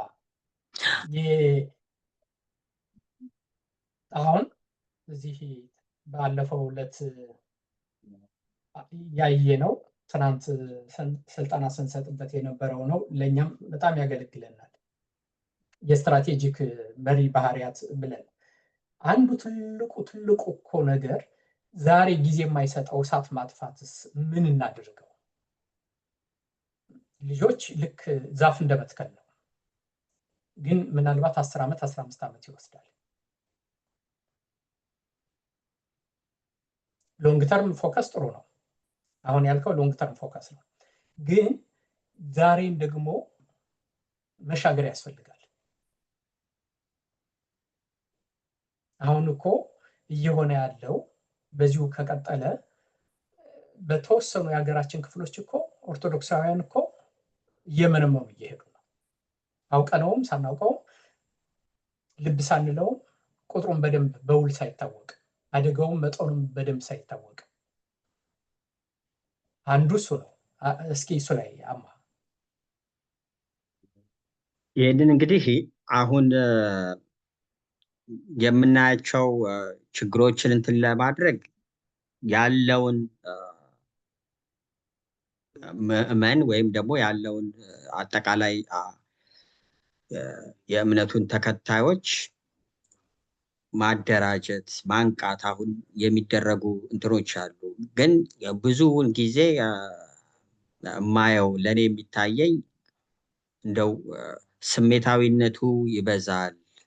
ወደ ስራ ከመሄዱ ይልቅ እንደው መጮሁ ላይ ብቻ እናተኩራለን እና ይሄንን በደንብ አሰባስበን የሆነ ለስራ የተዘጋጀ ቁርጥ ያለ ወደ ስራ የሚሄድ አሁን ልጆቹንም ረጅሙንም ስንጀምር እኮ ከላይ ያንን ለመጀመር ወሳኝ የሆኑ ነገሮች አሉ። ከነዚህን አብሮ ይዞ ሊሄድ የሚችል የምዕመኑ ህብረት መኖር አለበት። የምዕመኑ ህብረት መኖር አለበት። እርስ በርስ የመደማመጥ ሁሉንም ነገር ሊያስወግደው የሚችለው በመደማመጥ ህብረት በመፍጠር የአንዱ ጋር ኮሽ አለ ማለት እኔም ጋር ነቅቼ መጠበቅ እንዳለብኝ ይህንን አንድ ላይ ህብረታችንን ስናጠናክር ሌላውን ስራ በሙሉ መቋቋም መከላከልም ይቻላል። አሁን ህብረታችን ነው ትልቁ አከርካሪያችንን የመቱን ህብረታችንን በዚህ በቋንቋ በሽታ ሰበሩት እና ያን እዛ ላይ ጠለቅ ያለ ጠንከር ያለ በአስተምህሮም ህብረቱንም በማጠናከሩ ስራ ላይ በደንብ ከሰራን በእምነቱ ብዙ ክፍተት ያለበት ምዕመን አለ ብዬ አላስብም። ግን ደካማ በሆኑ ነጥቦቻችን ጎኖቻችን ላይ እየገቡ ስለሆነ የሚሰብሩን ያንን እንትን ለማድረግ ደካማ ጎናችን ላይ የሰራን ህብረታችንን ማጠናከር። ህብረታችን ከጠነከረ ማንም አይገባም። ማንም ካልገባ እኛ ለመስራት የምንፈልገውን ነገር ለማቆም ችግር ይሆንብናል የሚል ሀሳብ የለኝም። እግዚአብሔር ይስጥህ። እንዴት አድርገህ እንደ ወርቅ አድርገህ ሳመራይዝ እንዳደረግከው ይሄ አከርካሪያችን ያልከው በቃ በትክክል ትልቁ ነገር እሱ ነው። እኔ የኦርቶዶክሳውያን ባለሀብቶች አሁን ብትወስዱት የኦርቶዶክሳውያን ፖለቲካ ስልጣን ላይ ያሉትን ሰዎች ብትወስዱት የኦርቶዶክሳውያንን ውጭ ሀገር ያሉ አጥቢያዎችን ብትወስዱ ምሁራንን የመሰባሰብ የመቀናጀት የመደራጀት የመረዳዳት እጅ ለእጅ የመያያዝ የመደማመጥ ጉዳይ ነው እንጂ ቤተክርስቲያን አሁን ባለችበት አቋም እውነት እኮ የሚያስቅ እኮ ነው። እንዴት ትደፈራለች? ራሱ ኢንፍሉዌንስ ማለት መፈራት ነው፣ መደመጥ ነው። አይ ኦርቶዶክስን ብንነካ እኮ ችግር ነው። ኮፕቲክ ቤተክርስቲያን ቁጥራቸው በጣም አነሳ ነው ግብጽ ውስጥ እንደምታውቁት፣ ግን ይፈራሉ። አትንኳቸው እነሱ ብዙ እኮ የሌሉበት ስልጣን እኮ የለም፣ የሌሉበት ሀብት እኮ የለም ነው የሚባለው። የእነሱ አንድነት እኮ በመካከላቸው እኮ ንፋስ አይገባም ነው የሚባለው። ሳናውቀው እኮ ወደ ፕሮቴስታንት አደረጃጀት እኮ እየሄደ እኮ ነው። አሁን በውጭ ሀገር ያለው ሁሉም አጥቢያ አትድረሱብን ብሎ እንዴት ይቻላል? አንዱ አጥቢያ ከሌላው ጋር ቢተባበር ስንት ነገር መስራት ይቻል ነበር። ስንት ሴሚናሪዎች መመስረት ይቻል ነበር። ስንት ወጣቶችን ማሰልጠን ይቻል ነበር። አሁን ከኔ የተሻሉ ስንት ምሁራን፣ ስንት ሊቆች፣ ስንት የገባቸው ሰዎች እኔ እኮ ዝም ብዬ ከቅናት የተነሳ ነው እንጂ የትኛው እውቀቴ ነው? እንዴት አድርጎ ትልቅ ወጣቶች ማሰልጠን ይቻል ነበር፣ ለሀገር የሚተርፉ በዚህ ዓለም ትልቅ ዩኒቨርሲቲዎች ውስጥ የሚማሩ የተማሩ እና ልክ ነህ አማ፣ እሱ እንድትለይ ነበር የፈለግኩት። ትልቁ የስትራቴጂክ መሪነት ትልቁ ችሎታ ኢንቴግሬት የማድረግ ነው፣ የማስተሳሰር ነው፣ የማዋሃድ ነው፣ የማቀናጀት ነው። የተራራቀውን የማቀራረብ ነው። ክፍተቱን የመዝጋት ነው። አንዱ አጥቢያ ከሌላው ጋር እንዲተባበር የማድረግ ነው። የቅዱስ ዑራኤል ወይንም የልደታ ትርፍ ገንዘብ ወደ በረሃው ወደ ጠረፉ እንዲሄድ የማድረግ ነው። ምሁሩ ያስፈልጋል፣ ነጋዴውም ያስፈልጋል፣ ፖለቲከኛውም ያስፈልጋል የማለት ነው። ኢንቴግሬሽን ማለት እሱ ማለት ነው። ከዛ በኋላ ተተኪ ትውልድ እንዳልከው፣ ምክንያቱም ነገ ቤተክርስቲያን ካልክ አውሮፓ ለምንድን ነው እዚህ የደረሱት? ተተኪ ትውልድ ስላልተሰራ። አሜሪካ ወዴት እየሄዱ ነው? ለምንድን ነው አብያተ ክርስቲያናትን እየሸጡ እየዘጉ ያሉት? ተተኪ ትውልድ ላይ ስላልተሰራ። እኛስ ከዛ የተሻለ ዕጣ ፈንታ ይገጥመናል ብሎ የማሰብ ነው። እንዳልከው ቅድም እንዴት አድርገህ በጥሩ አገላለጽ ነው የገለጽከው አቶ አማሃ፣ ከስሜቱ ወጥቶ ስትራቴጂክ ቲንከር የመሆን ቁጭ ብሎ ሰከን ብሎ በደንብ አስቦ በደንብ ተጨንቆ ከግራ ከቀኝ አይቶ ከፊት ከኋላ አይቶ መዝኖ፣ ይሄ ማለት እኮ ነው ስትራቴጂክ ቲንኪንግ ማለት። እና ባለፈው ያየናቸው ኪ ስትራቴጂክ ሊደርሺፕ እነዚህን ትሬቶችንም አንድ ላይ እንድናያቸው ፈልጌ ነው እነዚህን አብሬ ከአቶ አማሃ ጋር ያመጣኋቸው። ሌላም ዶክተር አሁን እስኪ መናገር ከቻልክ ዶክተር አለማየሁ አይሰማም አንተ የምትናገረው እጅህ ወጥቷል። እስኪ ሌሎች ሰዓታችን ምንድን እንጠቀምበት?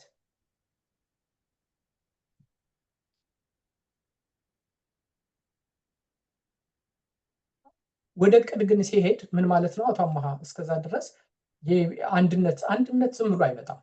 አንድነት አንድ ከተማ ላይ ያሉ አጥቢያዎች ተባብረው አንድ በጋራ የሚሰሩበት ነገር የመፍጠር ጉዳይ ነው።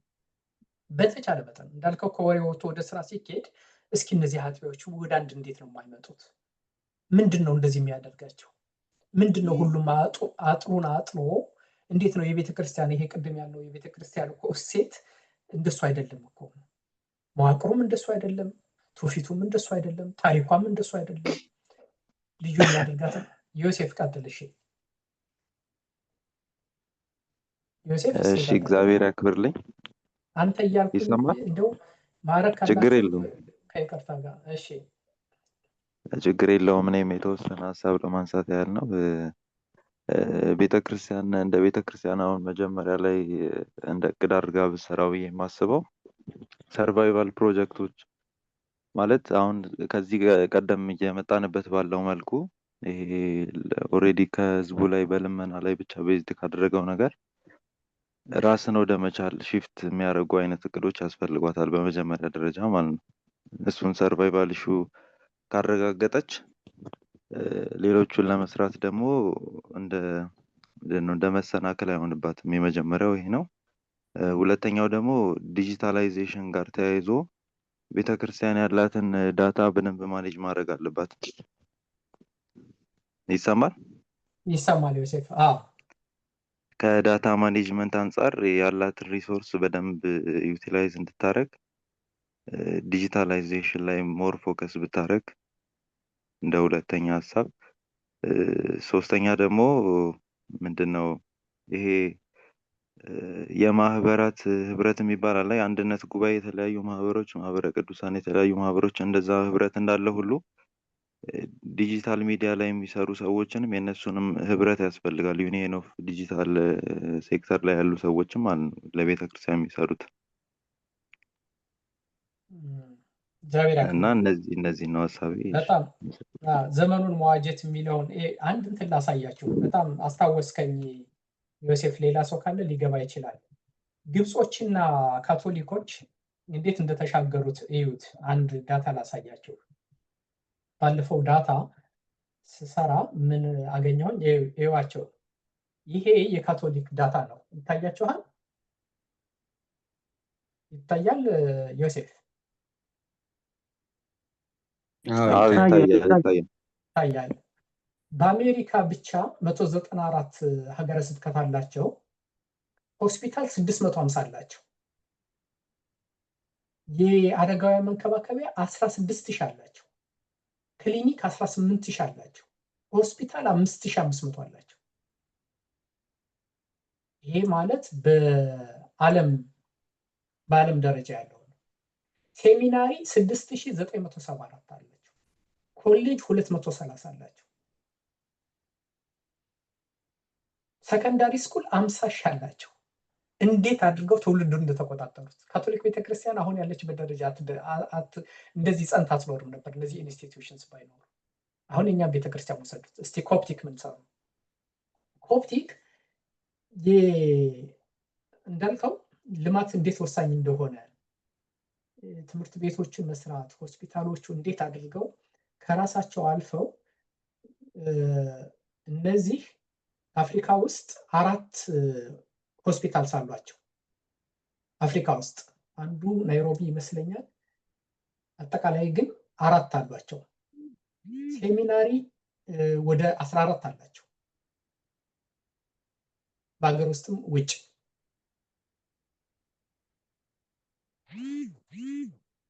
ይዋቸው እንግዲህ እንዴት እያደረጉ እንደሚሄዱ ሆስፒታሎች አሏቸው፣ የመንከባከቢያ አላቸው፣ የበጎ አድራጎት ድርጅቶች አፍሪካ ውስጥ አላቸው።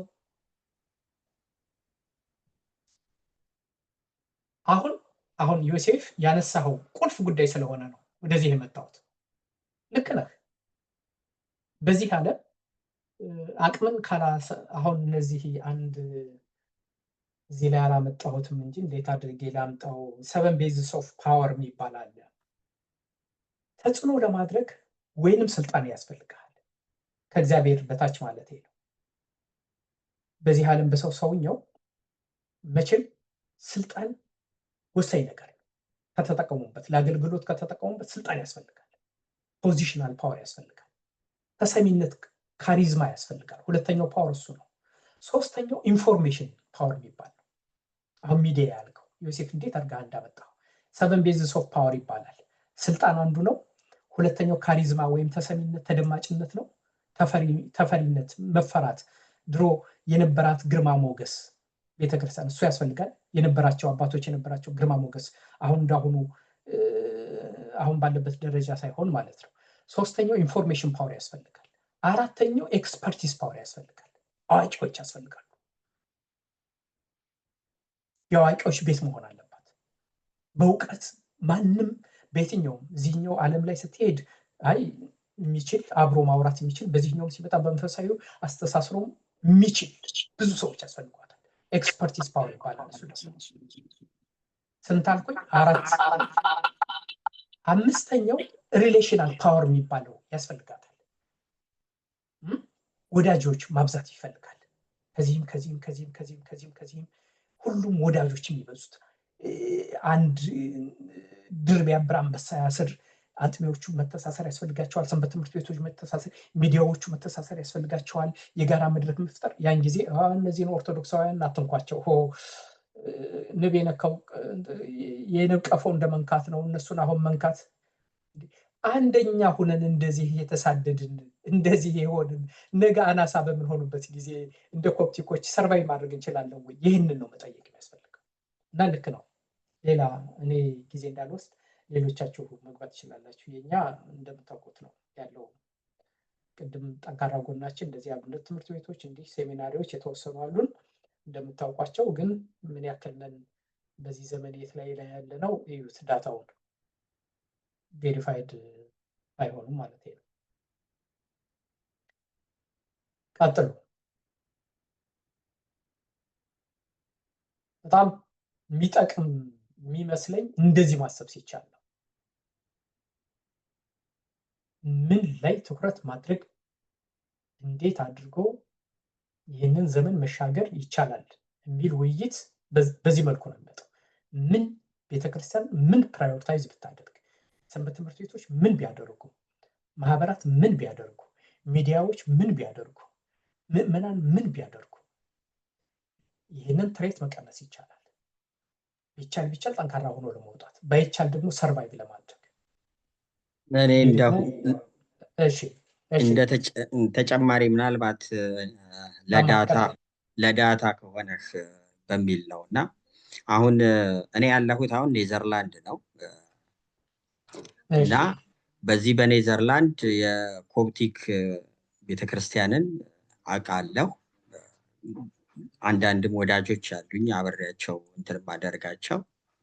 የእኛም ቤተክርስቲያን አለ። የእኛ ቤተክርስቲያን 4 አጥቢያ አለን። 4ቱም አጥቢያ በፍጹም አይግባቡም። የሆነ አንድ ፕላን ወይ የሆነ ሀሳብ ሲመጣ እንትን እንኳን ምንድነው መስቀልን አብረን እናክብር ብለው በአከባበሩ ላይ ተጣልተው በቃ ለብቻ ለብቻ ይበተናሉ። አንድ የተገዛ ቤተክርስቲያን አለ። ሌላ ቤተክርስቲያን ገዝቶ በህብረት እንትን ለማድረግ ማንም አይተባበርም።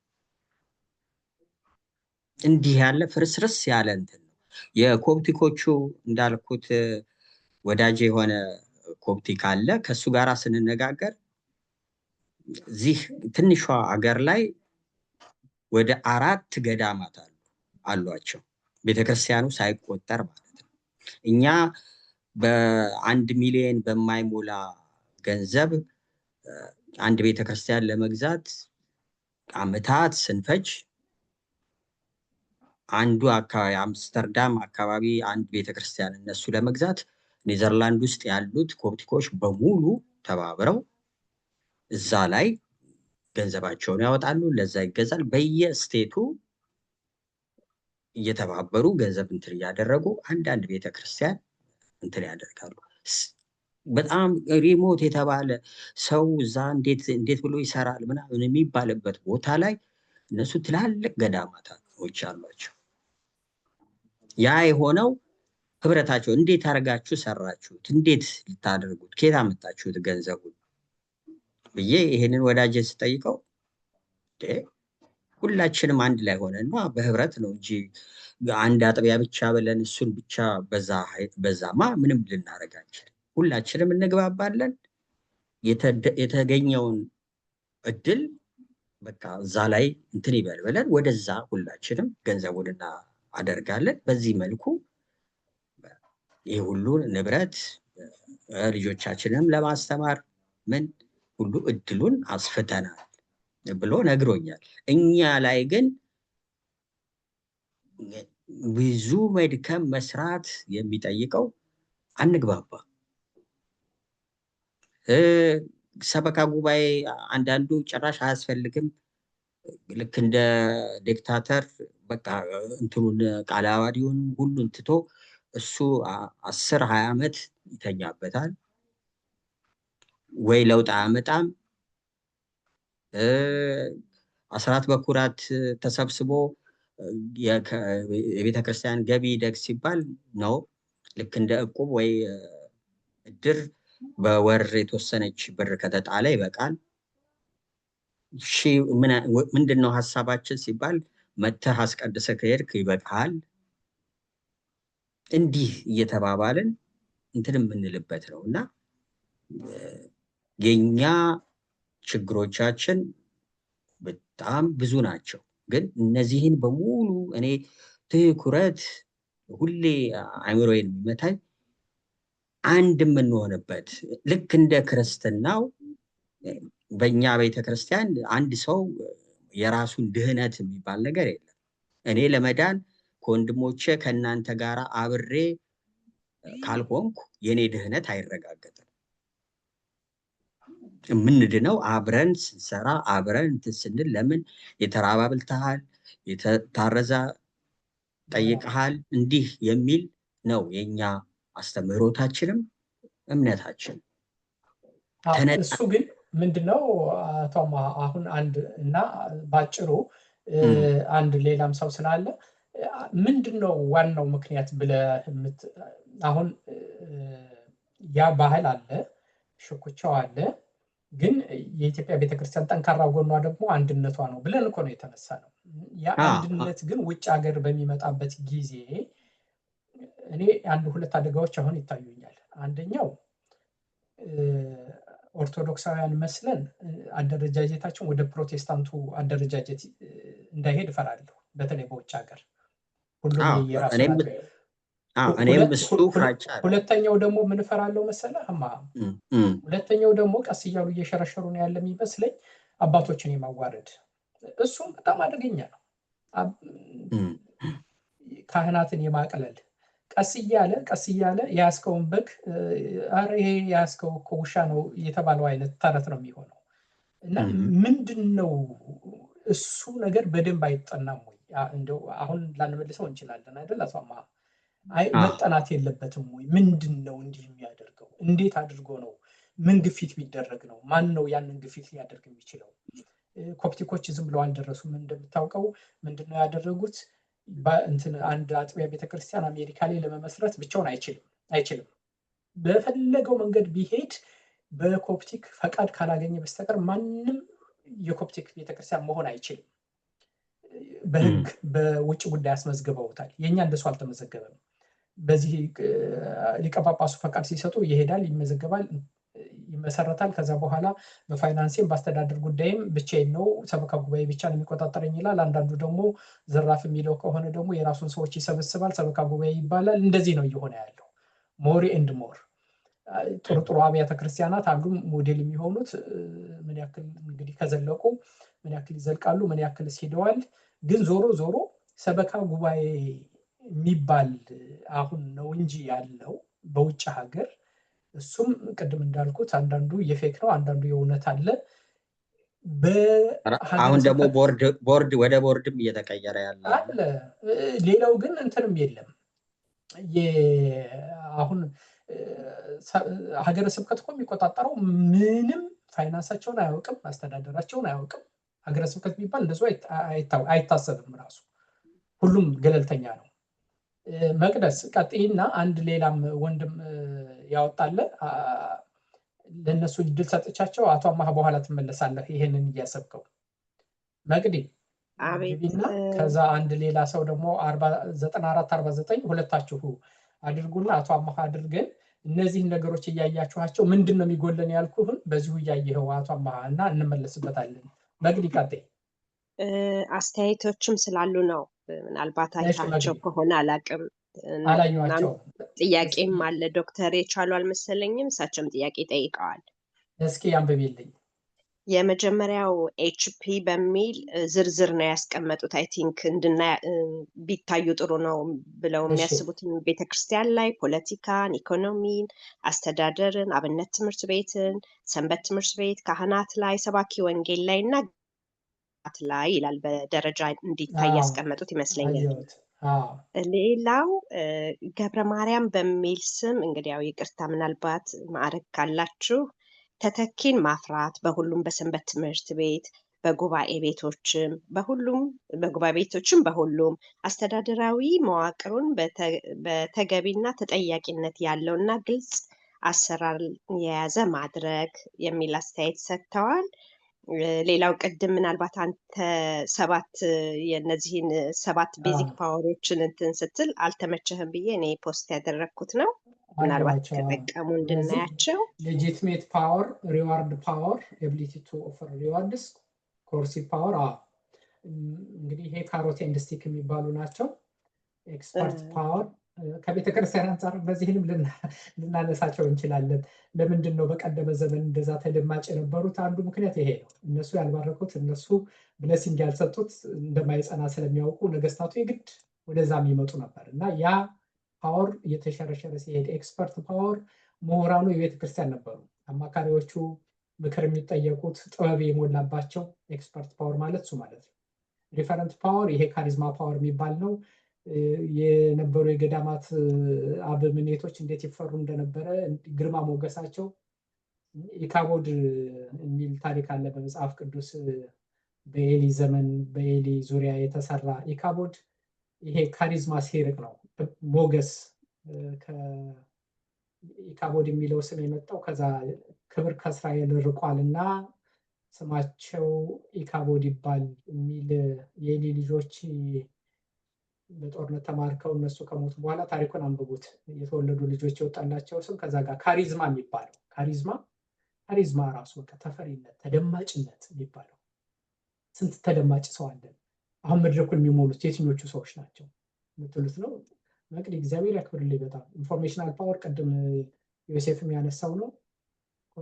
ኮኔክሽን ፓወር ቅድም አንስቼዋለሁ። ሪሌሽን ይሄ ኔትወርኩ አንድ ሊሰራበት የሚችል ባይ ዘ ወይ ኔትወርክ አሁን ከሌሎችም በጣም ደካማ የኛ ቤተክርስቲያን በጣም ደካማ ጎኗ ኢቭን ከኮፕቲክ ካሉ አብያተ ክርስቲያናት ቅድም አቶ አማሃ እንደምታነሳው ምን ያክል ግንኙነት አለን ከካቶሊኩ ጋር ችግር ቢደርስብን ማን ነው ከጎናችን የሚቆመው? ያን ጊዜ እንዴት እንደረዱን አስቡት። ከራሻዎቹ ጋር ከሌሎቹ ጋር በእምነት ልዩነታችንን ይዘን ከሌሎቹ ጋር አብሮ እንዴት መስራት ይቻላል ብሎ ማሰብ ራሱ ትልቅ ጥበብ። ስትራቴጂክ ማለት እሱ ማለት ነው። ኢንቴግሬቲቭ ፓወር ማለት ያሉትን ማስተባበር ብቻ አይደለም፣ ከሌሎቹም ጋር እንዴት አድርጎ እምነታችንን እንይዛለን፣ የራሳችንን የሆነው እናስጠብቃለን፣ መረዳዳት በሚቻልበት ጉዳይ ግን አብሮ መስራት መቻል የሚለውን እንግዲህ እግዚአብሔር ያክብርልን። ሌላው ዶክተር ያነሱት ጥያቄ ያለ አይተኸው ከሆነ ቤተክርስቲያንን በስትራቴጂ እንድትመራ ያደረጋት መሰረታዊ ምክንያቶችን በተዘረዝርልን ብለዋል። ያላደረጋት ማለታቸው ነው ዶክተር ይመስለኛል። ያደረጋት ብለዋል። አይ ቲንክ ያላደረጋት ነው ይሄ ነው ዶክተር። እንደውም እዚሁ ላይ ልምጣና ከዛ 9449 የሚል ጥያቄ ያለ ያላደረጋት ምክንያት ይሄ ነው። ስትራቴጂክ መሪነት በሚጠፋበት ጊዜ እነዚህ 20 ምልክቶች ነው ያሉት። አንደኛ አርቆ እና ነገን ማየት የሚሳናቸው ሰዎች ይጠፋሉ። ነገሩ ምን እየሆነ እንደሆነ አንዱን ነጠብጣብ ከሌላው ነጠብጣብ ጋር ማያያዝ የሚሳናቸው ሰዎች ይበዛሉ። በጠባቡ ነው የሚያስቡት እንጂ አስፍቶ ማየት የሚሳናቸው ሰዎች አሁን ይሄ ዘረኝነት የሚባል አስተሳሰብ፣ ጠባብነት የሚባል የኔ ወገን ነው ቤተ ክህነት ማስገባው ስልጣን በቃ በሙሉ ሰማያዊውን ጥሪ ሰማያዊውን መንግስት ዘላለማዊውን ሽልማት ይረሱትና በዚህ በጊዜያዊ ነገር ብቻ በቃ ተደስተው ስለሚሰሩት ፎቅ ያንስ ናሮ ፎከስ ማለት እሱ ማለት ነው። እድሎችን ሳንጠቀምባቸው ይቀራሉ። ሚሲንግ ኦፖርቹኒቲስ። ለውጥ የሚባል ነገር ፈሪ ናቸው። ለውጥን ጠል ናቸው። ባሉበት ቆመው ሁሉ ጊዜ ዝም ብሎ ነገር እንደ ቤተክርስቲያን እኮ ሀገር ናት ማን ይሰማናል? ቤተክርስቲያን ሀገር ናት አሁን ካልተሰራ ስታተስኩ ነው ሁሉም ነገር። ሪያክት እሳት ማጥፋት ነው እንጂ ውሻ ከጅብ ከሄደ ውሻ ጮኸ ነው። ሪያክት ይሄ ስትራቴጂክ መሪነት ሲጠፋ እንደሱ ነው። ነገሩን ሁሉ በግምት በመላምት ነው እንጂ እንደው ይሄ ነገር ባይሆንስ ብሎ መሞገት የሚባል ነገር የለም። በለመድነው ነገር ብቻ ነው የምንኖረው። በለመድ ነው በቃ በለመድ ነው ሁል ጊዜ ያ ነገር ይቀጥላል ብሎ ማሰብ። ማህበረሰቡ ተቀይሯል። የፓወር ስትራክቸሩ ተቀይሯል። አሰላለፉ ተቀይሯል። የዓለም ሁኔታ ተቀይሯል። ግን ምንድነው ከማያውቁት ሰይጣን የሚያውቁት ከማያውቁት መልአክ የሚያውቁት ሰይጣን ይሻላል። ይሄ ክሊንጊንግ ቱ ፋሚሊያሪቲ ማለት እሱ ማለት ነው። አዲስ ለውጥ በመጣ ቁጥር ድንግጥ ማለት። እምነት ነው የማይቀየረው። ሃይማኖት አይቀየርም። ትውፊት ወርቅ ትውፊት አለን። ታሪክ ወርቅ ታሪክ አለን። ስርዓት ወርቅ ስርዓት አለን። ሌላው አሰራር ግን ለምንድን ነው የማይቀየረው? ክሬቲቭ ሶሉሽን ለምንድን ነው የማይመጣው? ይሄ ሁሉ ይጠፋል እና የጊዜው ብቻ ነው በቃ የጊዜው ዛሬ እየተደረገ አቤት ድምቀቱ የዛሬው በዓል እንዴት እንደተከበረ ስንት ሺህ ሰው እንዳለ ስንት ሺህ ሰው ውጭ እንዳለ ሳይታል ወይ ስንት ሰው እየጠፋ እንደሆነ ሳውቃል ወይ በየከተማው በየክፍለ ሀገሩ በየጠረፉ ስንት አብነት ትምህርት ቤት እየተዘጋ እንደሆነስ ኢዚ ዊን ማለት እሱ ማለት ኢሚዲየት ብቻ ነው በቃ የዛሬውን ነው በቃ የዛሬውን ነው እንጂ ነገ አሻግሮ ማየት የሚሳነው ጠንካራ ጎናችን ላይ መስራት የማይችል ምንም ውጤት የሌለበት ቅድም እንደተባለው ወሬ ብቻ ሲሆን በሱ ምክንያት ነው ስትራቴጂክ እቅድ መምራት። ስትራቴጂክ እቅድ አስተሳሰብ ነው ዶክተር፣ አስተሳሰብ ነው፣ አመለካከት ነው፣ ማይንድ ሴት ነው። አስተሳሰቡ በሌለበት ወረቀት ላይ ቢጻፍም ምንም ነገር አይመጣም። እየባሰ እኮ ነው የመጣው። አቡነ ባሲሊዮስ ጊዜ የነበረው ከዛም በፊት የነበረው እኮ ጠንካራ ትልልቅ እኮ ቤተክርስቲያን ዛሬ የምትተዳደርባቸው ህንፃዎች እንኳን የተሰሩት በነዛ ዘመን ነው። እየተሸረሸረ ነው የሚመጣው። ስትራቴጂክ እቅድ አስተሳሰቡ በሌለበት፣ አርቆ የሚያስብ ሰው በሌለበት፣ አስፍቶ የሚያይ በሌለበት፣ አሻግሮ የሚያይ በሌለበት፣ ነገሩን አስቀድሞ የሚያይ የሚመረምር ሰው በሌለበት፣ ዘመንን የሚዋጅ የሚመረምር በሌለበት ስትራቴጂክ እቅድ ወረቀት ላይ ቢጻፍም ተጽፏል እኮ ግን ይኸው ፈቀቅ እያለ አይደለም። አስተሳሰብ ነው፣ እምነት ነው፣ የልብ ነው፣ ውስጥ ነው ያለው። እሱ አይነት መሪዎች የተፈጠሩ ጊዜ ነው። ይሄንን ነው አሁን ጥረት የምናደርገው። ነገሰ የሚል እና ከዛ በኋላ እንጨርሳለን፣ ሰዓታችን ሄዷል። ነገሰ በጣም እንደውም መሽቶባቸዋል። ነገሰ ባንተ ከዛ በኋላ አቶ አማሃ ትመለስና ታጠቃልልናል። እንመለስበታለን፣ አልጨረስነውም። አይ ነገሰ ከዛ ሌላም አለ። ኧረ የመጨረሻው 94 49 የሚል ከቅድም ጀምሮ አዎ ብዬ ነበር፣ ግን እንትን እየሰማኝ አይደለም። አቶ ነገሰ ወይም ማረግ ካለ ነገሰ የሚል 94 49 የሚል እሺ ለገሰን የሚል ነበር። ይቅርታ 94 49 የሚል አለ።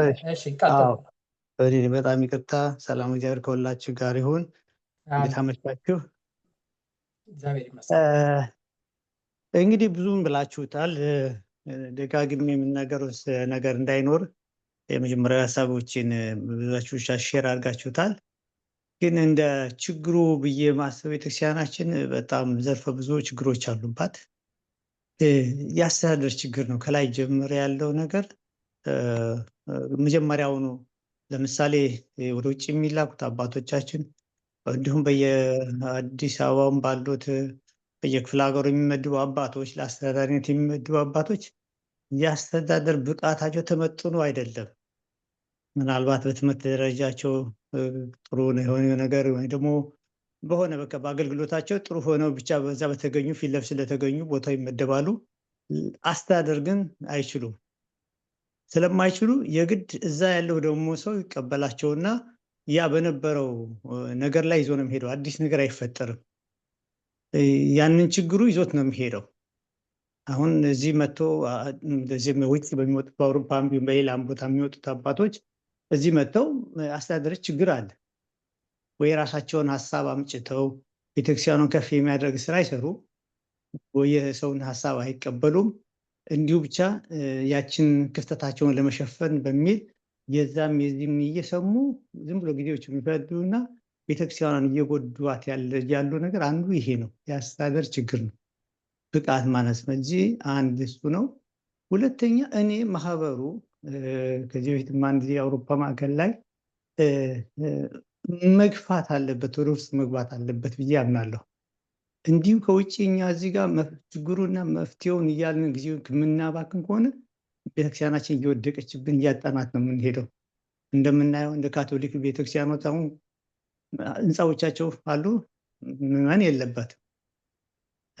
አሁን ያለሁበት 3 ምዕመናኖች የሚሰበሰቡበት፣ በእነሱ ምክንያት እኛ እንዳንገለገል ራሱ ብዙ እንከል ይፈጥሩብናል። 3 ሰዎች ናቸው የሚሰበሰቡት፣ ሌላ የላትም። ለምን? ከቴዎሎጂ የሚወጡ ብዙ ልጆች አሏቸው፣ ይወጣሉ፣ ተመርቀው ይወጣሉ። እንትናቸው መዋቅራቸው ጥሩ ነው፣ ደሞዝ ይከፈላቸዋል አሉ፣ እነሱ ካርዲናሎቹ አሉ። ግን ምዕመናን የሉም። እኛም ወደፊት ዕጣ ፈንታችን እንደዚህ የሚሆን ይመስለኛል። ቅድም እንዳላችሁት አባቶችንም በማሸማቀቅ ካህናትን በማዋረድ ወደ ላይ በማየትና እንደውም ጭራሽ ላዩን ትእዛዝ አልቀበልም ማን እንደሚያዘን ማናቅ ብዙ ምዕመናኖች አለን። ለማን ምን እንደሚያዘን ለማን እንደምንታዘዝ ሁሉ ማናውቅ ምዕመናን ተፈጥረዋል። ይህ ሁሉ ምንድነው? የአመራር ችግር ይመስለኛል። ስለዚህ ማህበሩ ወደ ውስጥ መግባት አለበት። የውጭ ተመልካችና የውጭ መፍትሄና ችግሩ የቱ ጋር ነው ብለው ብቻ ማለቱ መፍትሄ የሚያመጣ አይመስለኝም። እና ውስጥ ገብተን ለመስራት መሞከር አለብን። ለውጡን ልናመጣ የምንችለው አዲስ በአሮጌ አቁማዳ እየተጣጣፈ መሄድ ከሆነ ተቦጫጭቆ ማለቅ እንጂ ምንም ለውጥ አይመጣም። እኛ ግን ከስር ገብተን ማህበሩም በአስተዳደሩም በአገልግሎቱም ላይ ገብቶ የሚሰራ ከሆነ እንደዛ ነው። እኔ አሁን በኖርኩበት ዘመን እንኳን ሰንበት ትምህርት ቤት ለምን ገባህ ተብዬ በቅዳሴ ታግጃለሁ። የእውነቴን ነው የምነግራችሁ። አሁን ደግሞ እንደገና ደግሞ ከፍ ብለን ደግሞ ስንመጣ ደግሞ ማህበረ ቅዱስ አባልነት ተብዬ እንደ እንትን ነበር የምታየ ነው፣ እንደ ልዩ ልክ እንደ መናፍቅ ነገር ነው በምታየ ነው። በቤተክርስቲያን ውስጥ አባቶች አያስጠጉንም። እሱ የማህበሩ አባል ነው፣ በአይን ቁራኛ ነው የሚመለከቱ የነበረው። ይህ ሁሉ ለምንድን ነው ጥላቻቸው? እኩል አይደለም። የእኛ አስተሳሰብና የእነሱ እሳቤ አንድ አይታል። እነሱ የመጡት ተምረው ቦታውን ይዘው ደሞዝ አግኝተው መለወጥ መድረስ የሚችሉበትን ቦታ ላይ እኛ አሁን ተምረን በዘመናዊ ትምህርት ተምረን ማስሬት አድርገን ምን ብለን እዚያ ልንደርስ እንደምናስበው ሁሉ እነሱም ያንን አስበው ነው የመጡት። ስለዚህ ያን እንጂ የሚታያቸው ሌላ ጉዳይ አይታያቸውም። ስለዚህ ይሄ ችግር እስካለ ድረስ ሊወገድ አይችልም። የቤተክርስቲያናችን ችግር የፖለቲካው ምኑ ሁሉም ነገር የመጣው በዚህ ምክንያት ነው ብዬ የማምነው እና ይሄን ለማለት ነው። በጣም አመሰግናለሁ። እግዚአብሔር ያክብርልን። አቶ አማሃ ታጠቃልለዋለህ። ከሱ በፊት ግን አንድ በጣም ስትራይክ ያደርገኝ ነገር ስለተናገሩ ነው ወንድማችን። ይሄ ለውጥን ለምንድን ነው የሚቃወሙት? አሁን ቤተክርስቲያን እየተጎዳች መሆኑን እየጠፋቸው ነው ወይ? ይሄንን አንድ ቀን በደንብ መነጋገር ያስፈልጋል። የለውጥ አመራር ምን እንደሆነ፣ እንዴት አድርጎ ነው ለውጥን የሚቃወሙት ሰዎች? አዲስ ነገር አይደለም። መጽሐፈ አሁን ይሄ ዘጸአት እኮ ዘጸአት የሚነግረን ዘሁልቁ ዘጸአት ታሪኮቹ በሙሉ የሙሴ ጉዞ፣ የአሮን ጉዞ፣ በዛ መካከል የነበረ ተቃውሞ፣ ከዛ በኋላ በቤተ ክርስቲያን ታሪክ በየደረጃው በቅርብ ጊዜ እንኳ የተሞከረ ትንሽ ለውጥ እንኳ ለምንድን ነው እንደዚህ ብዙ ጊዜ ለውጥ የማይሳካው? ምክንያቱ ስር የሰደደው ዋናው ጥቅመኝነት ነው። ሰዎች ጥቅማቸው አሁን ቅድም እንደመናፈቅ እንደምን በጥርጣሬ እንድትታይ አሁን በጣም እየተስፋፋ የመጣ አንድ ዝንባሌ ነው ያነሳው ወንድማችን። ምን እየተስፋፋ ነው አሁን? አንዳንድ ሰበካ ጉባኤዎች ምን ያክል እንደው ጥናት ስለሌለኝ ነው እንጂ የሚመስሏቸውን ሰዎች ብቻ ነው የሚቃወሙ። እውነት የሚናገር የሚሞግት ሰው የማይፈልግበት ዘመን ነው። ይሄ ጥቅመኝነት፣ ይሄ ቅድም ያለው የማቴሪያሊዝም የቁሳዊነቱ መስፋፋት፣ ሰው የስግብግብነቱ መጠን መጨመር፣ እንደ ሁሉም ነገር ስኬት የሚለካበት መንፈሳዊው ነገር፣ መንፈሳዊው ጥሪ፣ መከራ መስቀሉ፣ የቤተ ክርስቲያን እንደው ያ ትልቁ ዓላማ ተረስቶ እንደው ሁሉም ነገር በቃ ሆድና የዚህ ዓለም ድሎት ብቻ እስከሚመስል ድረስ እሱ መጀመሪያ ያየነው ዘመኑን መዋጀት ከሱ ጋር የሚመጣ ነው እና እንዴት አድርጎ ነው በዚህ ሁኔታ ውስጥ ለውጥ ማምጣት የሚገባው የሚቻለው? እሱ ራሱ አንድ ጥበብ ነው። እንዴት አድርጎ ነው? በምን በኩል ቢሰራ ነው? እንዴት አድርጎ ነው መለወጥ የሚቻለው? ይሄ ቼንጅ ሊደርሽፕ የሚባላል እንነጋገራለን። አቶ አማሃ ጠቅልለው የቀራለ መቅዲ ሌላ አስተያየቶች በጣም ጥሩ አስተያየቶች ተሰጥተዋል። ጥያቄም ዶክተርም በተመልሰው ገብተዋል። ድምጻቸው ሊሰማ አልቻለም፣ ግን በጣም ጥሩ ልምድ ነበረኝ። የእናንተ ድምጽ በደንብ ይሰማኛል። የኔ ለምን እንዳልተሰማችሁ ችግሩን መለየት አልቻልኩም። ከተነስ ጉዳይ አንጻር ጥሩ ልምድ ነበረኝ። በስትራቴጂ በመመራት ቤተክርስቲያናችንን ለማዳን መስራት ግዴታ የሆነበት ዘመን ላይ ደርሰናል። ይሁንና የቤተክርስቲያናችንን የሚመሩ ሰዎች ስትራቴጂን የሚጠሉበት መንስኤ ለይቶ ምላሽ እየሰጡ መሄድን ይጠይቃል። ለዚህም ኃላፊነት ወስዶ ዋጋ የሚከፍል መሪና ተመሪ መፍጠር ይጠበቅብናል ብለዋል። ስለተቸገሩ ነው። ሌሎች አስተያየቶች ተሰጥተዋል ከላይ። ዶክተር ከዛ ላይ ምንም የሚጨመርበት እግዚአብሔር ያክብርልን መቅዴ፣ እንኳን አመጣሽው። ምንም የምንጨምርበት ነገር የለም። ግን አሁን አንድ ወንድማችን ከዚህ በፊት የተናገረው እንዴት አንኳር ነገር እኮ ነው። አቅም ከሌለ አንዳንድ ጊዜ ሀሳብም አይኖርም። ሀሳብ ሳይኖር ደግሞ ሀሳብ ያላቸው ሰዎች ይጠላሉ። አሁን አይደለም፣ ይሄ የሁል ጊዜ እውነታ ነው። የሁል ጊዜ እውነታ ነው እና እሱም አንድ ለውጥ የሚፈልግ ጉዳይ ነው። አቶ አማሃ ጠቅልለው እግዚአብሔር ይስጥልን መቅዲ፣ እግዚአብሔር ያክብርልን። አሜን። ቀድመው የተናገሩት ካልተሳሳትኩኝ አባታችን ቀሲስ ናቸው። እግዚአብሔር ይስጥልን። ዛሬም ስተሰራውኝ አባታችን በጣም ይቅርታ፣ እግዚአብሔር ያክብርልን። በጣም ይቅርታ። አቶ አማሃ ጠቅልለው በቃ። እንደውም የምጨምረው ነገር የለም። ያው አብዛኛው ነገር ተነግሯል። እንግዲህ መፍትሄ ሊሆን የሚችለው እንግዲህ አመራሩ ላይ የኛ መግባባት፣ አመራሩን ለማስተካከል የኛ ተግባቦት ከታች በልጅነት ያለ ነው መግባባት፣ አካባቢያችን ላይ ተግባብተን ምዕመን ከተግባባ የፈለገው ቦታውን ቢይዝ የማሸነፍ እድሉ ይበልጣል እና ያንን ተግባቦት ከምዕመን ይጠበቃል እና ያንን እንድናደርግ እንደው በነፈሰው ሁሉ ሳንበታተን ህብረትን መፍጠሩ ከዛ መደማመጡ ያ የራሱ ውጤት ያመጣና ለአመራሩም ወደ መፍራት እኮ ህዝቡን ወደ መፍራት ይመጣል። የኛ ህብረት አንድ ከሆነ ወገንተኝነት ከሌለን ጥብቅ የሆነ አንድነት ካለን እንመራለን እኛ እንደፈለግነው የሚሉትም አካላት ፍራቻ ያድርባቸውና ወደኛ ለኛ የመገዛት ነገር ይመጣልና እንደዛ ያሉ አመራሩንም እንደው ሙሉ ለሙሉ መጥላትም ሳይሆን ለመማር ራስን ለማሳደግ የሚፈልጉ አመራሮችም ካሉ ለነሱ የሚያስፈልገውን እውቀት አብሮ በሙያው በሰለጠኑ ወንድምና እህቶቻችን ያንን ትምህርት በመስጠት እንዲህ እንደው ሙሉ ለሙሉ አብዮት ሳይሆን ውስጥ እንዳለ ቅርጽ እያስያዙ አንድነቱ ግን በጣም ጥብቅ መሆን አለበት። አንድነታችንን አጥብቀን በዛ መልኩ የምንሄድ ከሆነ እንሻገረዋለን። አለበለዛ ያው የምናየው ነው። አዲስ አበባ ላይ ብቻ ሁሉም ሀብት ሁሉም ነገር አዲስ አበባ ላይ ብቻ ሆኖ ከሁሉም መጥቶ እዛ ላይ የሚዘለቅ አይደለም። በውጭም የምናየው ነው። ምንም አይነት ቤተክርስቲያን ብንገዛ ብንሰራ ልጆቻችን ላይ ካልሰራን ካቶሊኮቹን ማየት ነው ምን እየደረሰባቸው እንዳለ። ስለዚህ ባዶ እንዳንቀር የግድ ምዕመኑ አንድነት መደማመጥ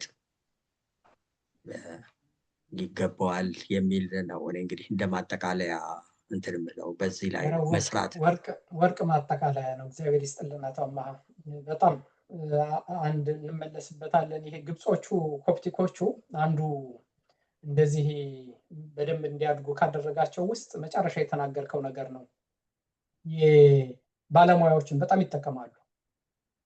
ባለሙያዎችን በየዘርፉ ይጠቀሙ ነበር። ይሄ ሰንበት ትምህርት ቤት በጣም ትልቅ አስተዋጽኦ ነው ያደረገላቸው እነሱ ጋር። ባለሙያዎችን በየዘርፋቸው ስልጠና ይጠቀማሉ፣ ባለሙያ ይጠቀማሉ፣ ስትራቴጂ ይጠቀማሉ። ካየሁት ውስጥ እንደሱ ነው። ጥናታቸውን የተወሰነ ለመዳሰስ ስሞክር እንደሱ ነው ትልቁ ለውጣቸው እና ልክ ነህ። ግን እንመለስበታለን። ይሄ መጨረሻ ላይ የተናገርከው ቼንጅ ሊደርሽፕ የምንመለስበት እሱን ነው። ኮንፍሮንት አይደለም የምናደርገው። ምንድነው የሚሆነው? ሰድቦ ለሰዳቢም አይደለም መስጠት ያለብን። በጣም ጥንቃቄ ያስፈልገዋል። አሁን እየተሸረሸር ያለ ነው። ሰድቦ ለሰዳቢ አባቶችን መስጠት አያስፈልግም። ሚዲያ ላይ ማብጠልጠል እኔ ጥሩ ነው ብዬ አላስብም። እኔ እንደሱ አላስብም።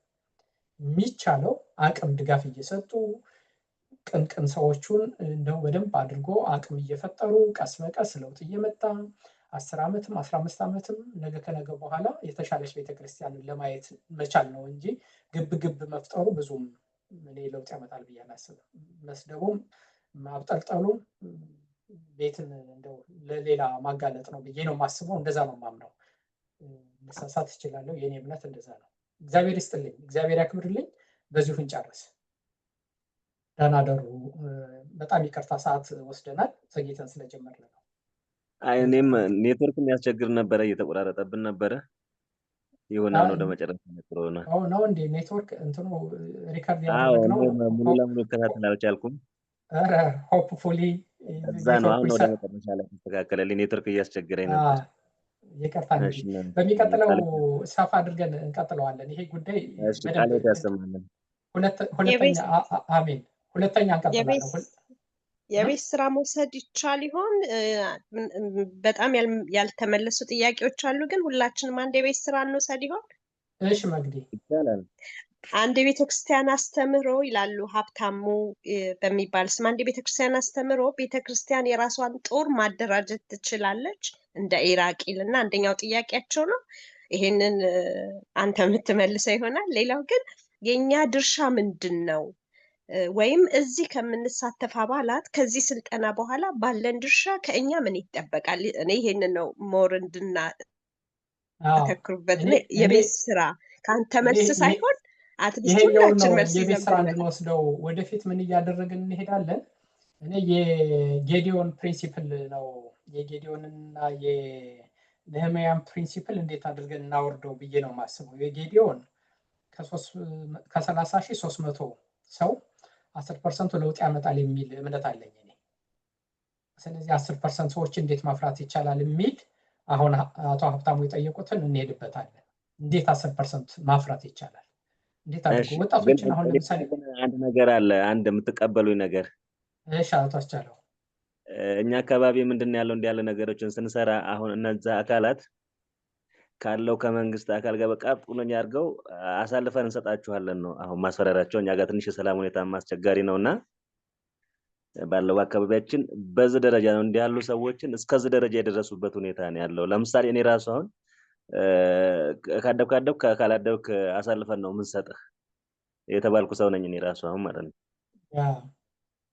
እስከዚህ ደረጃ አንዱም ስራ የሚሰራው እንደዚህ ያለ ነው። አሁን ይሄ ቅድም ያልነው አውሮፓ ላይ እና አሜሪካ ላይ ያለ የተወሰነ ሰው አቅም ያለው ሰው የተወሰኑ ሰዎችን ለቤተክርስቲያን አገልግሎት እንዴት አድርጎ እዛ ባሉበት ሁኔታ መደገፍ፣ እንዴት አድርጎ የተወሰኑትን ማስተማር፣ እንዴት አድርጎ ወጣቶችን ማሰልጠን፣ እንዴት አድርጎ እቅዶችን ማዘጋጀት፣ እነዚህ ናቸው። ቅድም አንድ ወንድማችን ወይም አባታችን ተናግረውታል።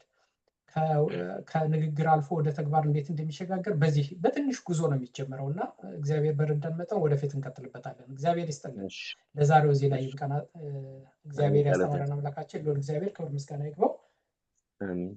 እናንተንም እግዚአብሔር ያክብርልኝ። በሚቀጥለው እንቀጥልበታለን። በጣም ይቅርታ ዛሬ ምንም ችግር የለም። ሊንኩም እምቢ ብሎ ነበር መጀመሪያ አካባቢ። አይ እኔ ነኝ የተሳሳትኩት። ዛሬ ትንሽ ተምታቶብኛል፣ ሰዓቱም ተምታቶብኛል። ሊንኩንም ትናንት ልከው ሌላ ሊንክ እንደላኩኝ በኋላ ላይ ገባኝና በጣም ይቅርታ። እሺ ችግር